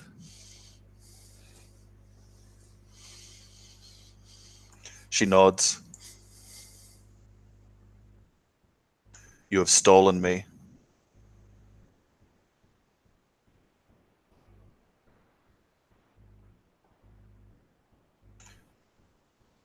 And you have given me a blade.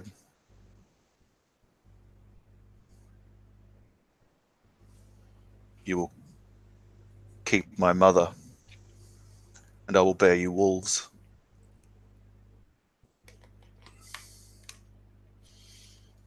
He'll nod at that.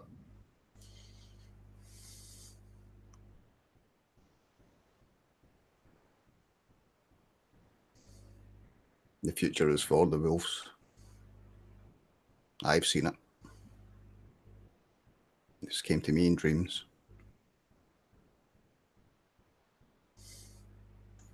That is how Sky Father and Earth Mother talk to us.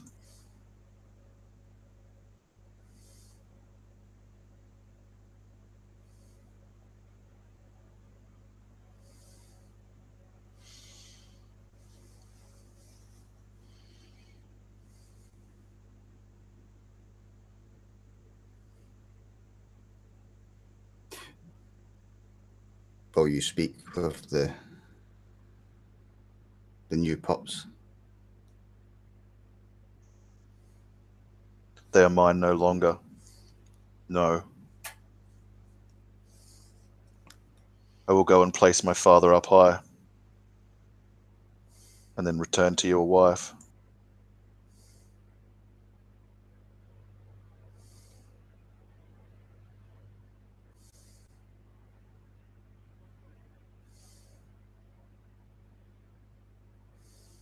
He'll nod again at that. And then, as if it's I mean, technically, this is essentially a marriage proposal, but it's so formal and distant. It's more just a small crossing of paths. He'll nod, and when she's done binding his arm, he'll stand.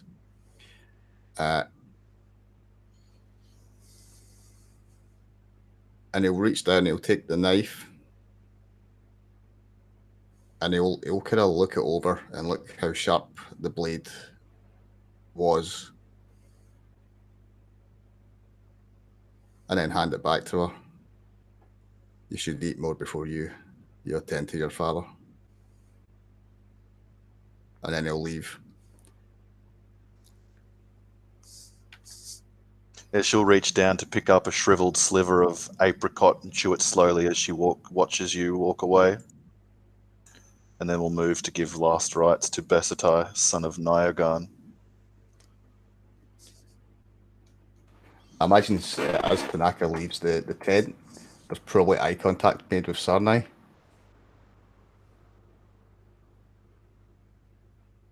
Absolutely. Sarnai has been nearby, not caring that she's staring at the flap, waiting for someone to come out. And she'll meet your gaze. Tanaka will walk up and stand beside you. Oh, she didn't cut my throat. You even have a new bandage. I'd say it went well.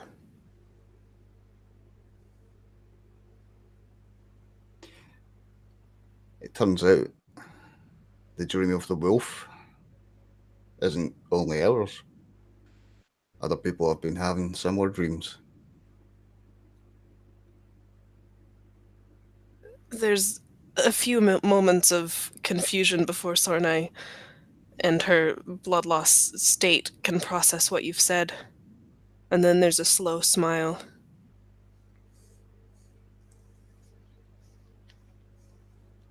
She will be a good Kana.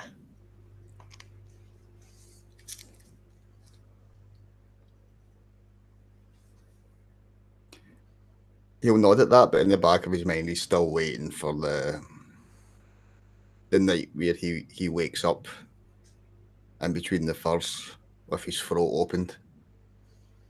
That's probably going to be in the back of his mind for a long time.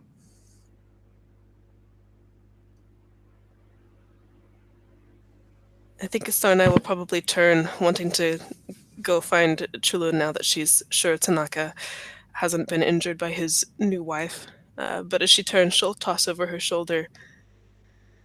I hope you'll have the tent to yourself tonight. And just kind of keep walking.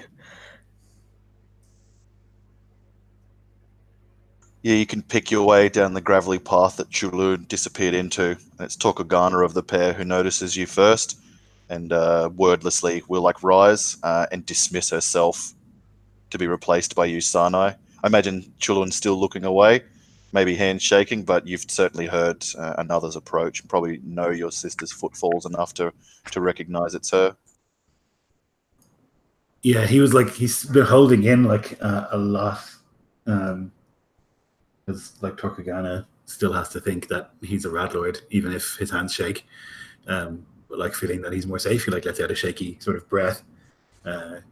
Takes his hands out of the water and sees that they're still covered in blood, even though they're not, and will put them back in again and continue washing.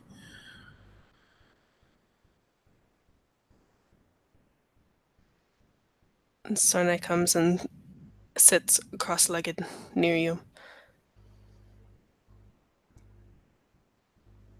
Can I just throw in as sort of background whilst your conversation is going on? You can hear Khagan sort of screaming at the new recruits. Did your mother feed you on fish? You short-haired, tribeless, fish-eating dagger fighter. Call this a drill instructor kind of thing. I'll drive my goats over your hearth and have them shit and piss on your fire. Now get this done properly. Oh my gosh. With Khagan overcompensating in the background, Sarnai just sits and tries to be like Tanaka, who's always the easiest person to talk to, and so she bites her tongue and waits for Chulun to speak.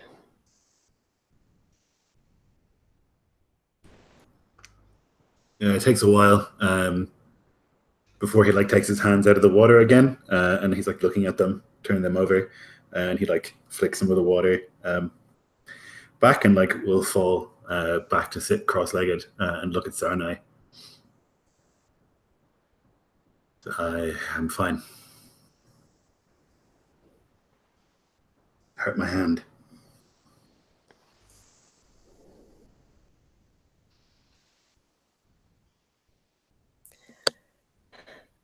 You don't look fine.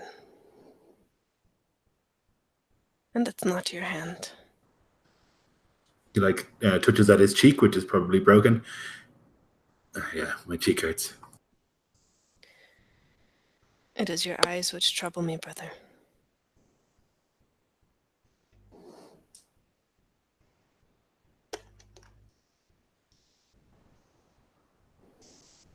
He shrugs. I'm fine.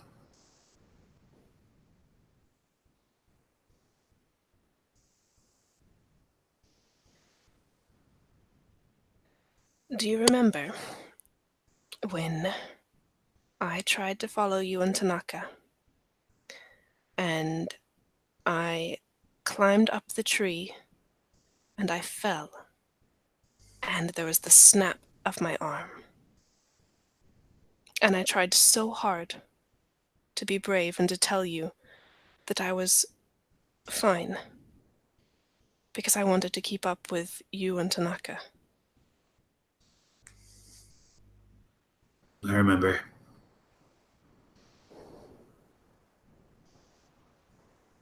I have to be fine. I don't get to not be. I don't have time.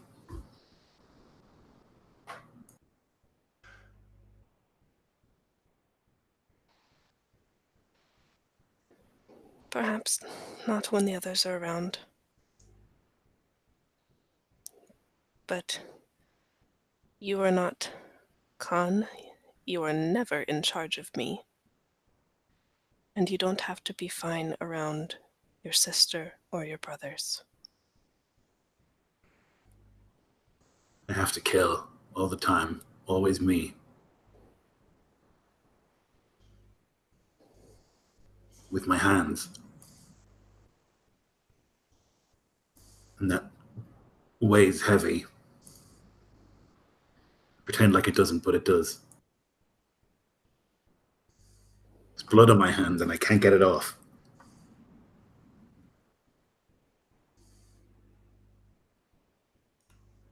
Yours were the hands which set my arm. I've watched you bring baby goats into the world and help a horse foal. This does not define you, Julon.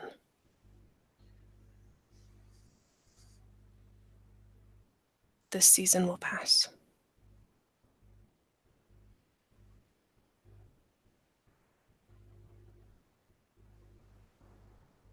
It's my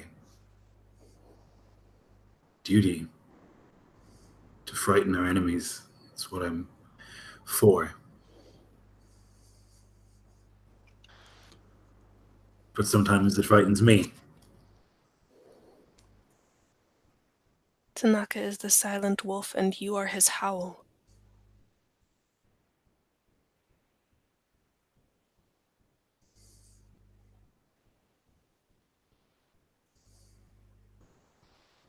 Yes.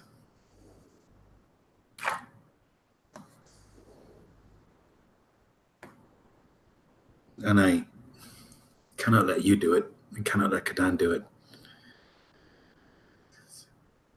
I don't want you to have to bear this.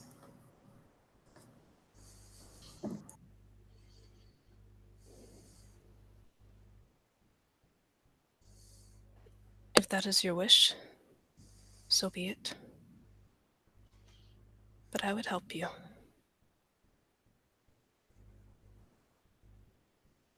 It is always more fearsome when two wolves howl together. It's different to kill in battle. It's very different. But this, prisoners, executions, it's not the same. It doesn't feel. right or glorious or valiant or anything. It just feels like murder. I don't want you to have to feel that. And I don't want Khagan to have to feel that ever. The man made his choice.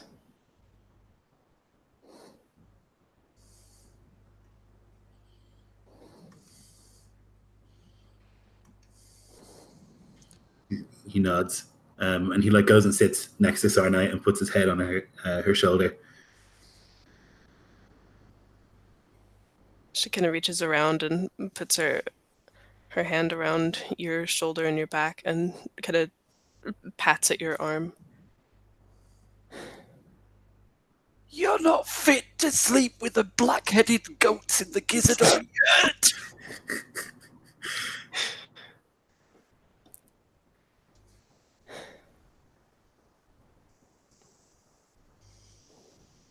I am not so good at listening as Tanaka. But I will always be here for you, Chilun. You need not carry that weight alone. It's better that you talk, honestly. Sometimes I talk to him and it's like talking to a wall. Well, I can tell you that he went in to his new wife and came out with a bandage and no more wounds. It's a kind of magic that he has to not speak. People don't know how to do anything around it. There wasn't even any yelling.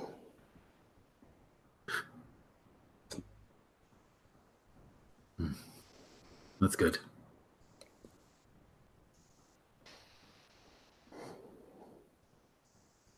I think Khagan wants a wife, although he is not so grown to have one. A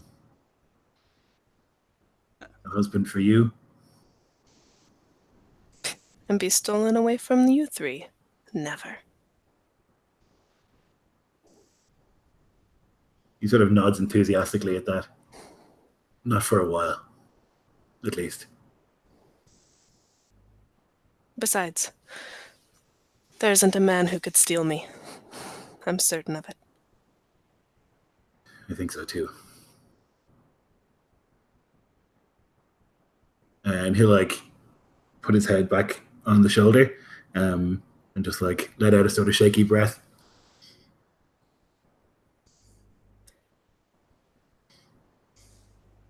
Sarnai will stroke his arm again and begin to hum one of the songs that perhaps they knew as children, something their mother used to sing to them. And just sit by the water and breathe.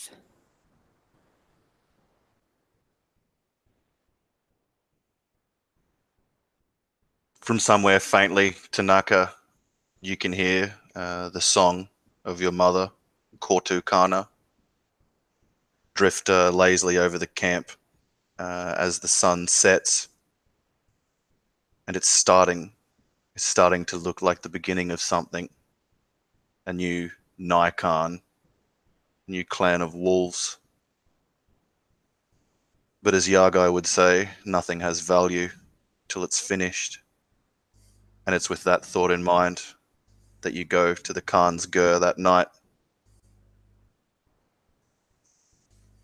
And that's where we'll end this session.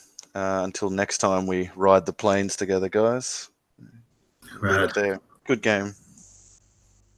Yep, thanks for watching if you did.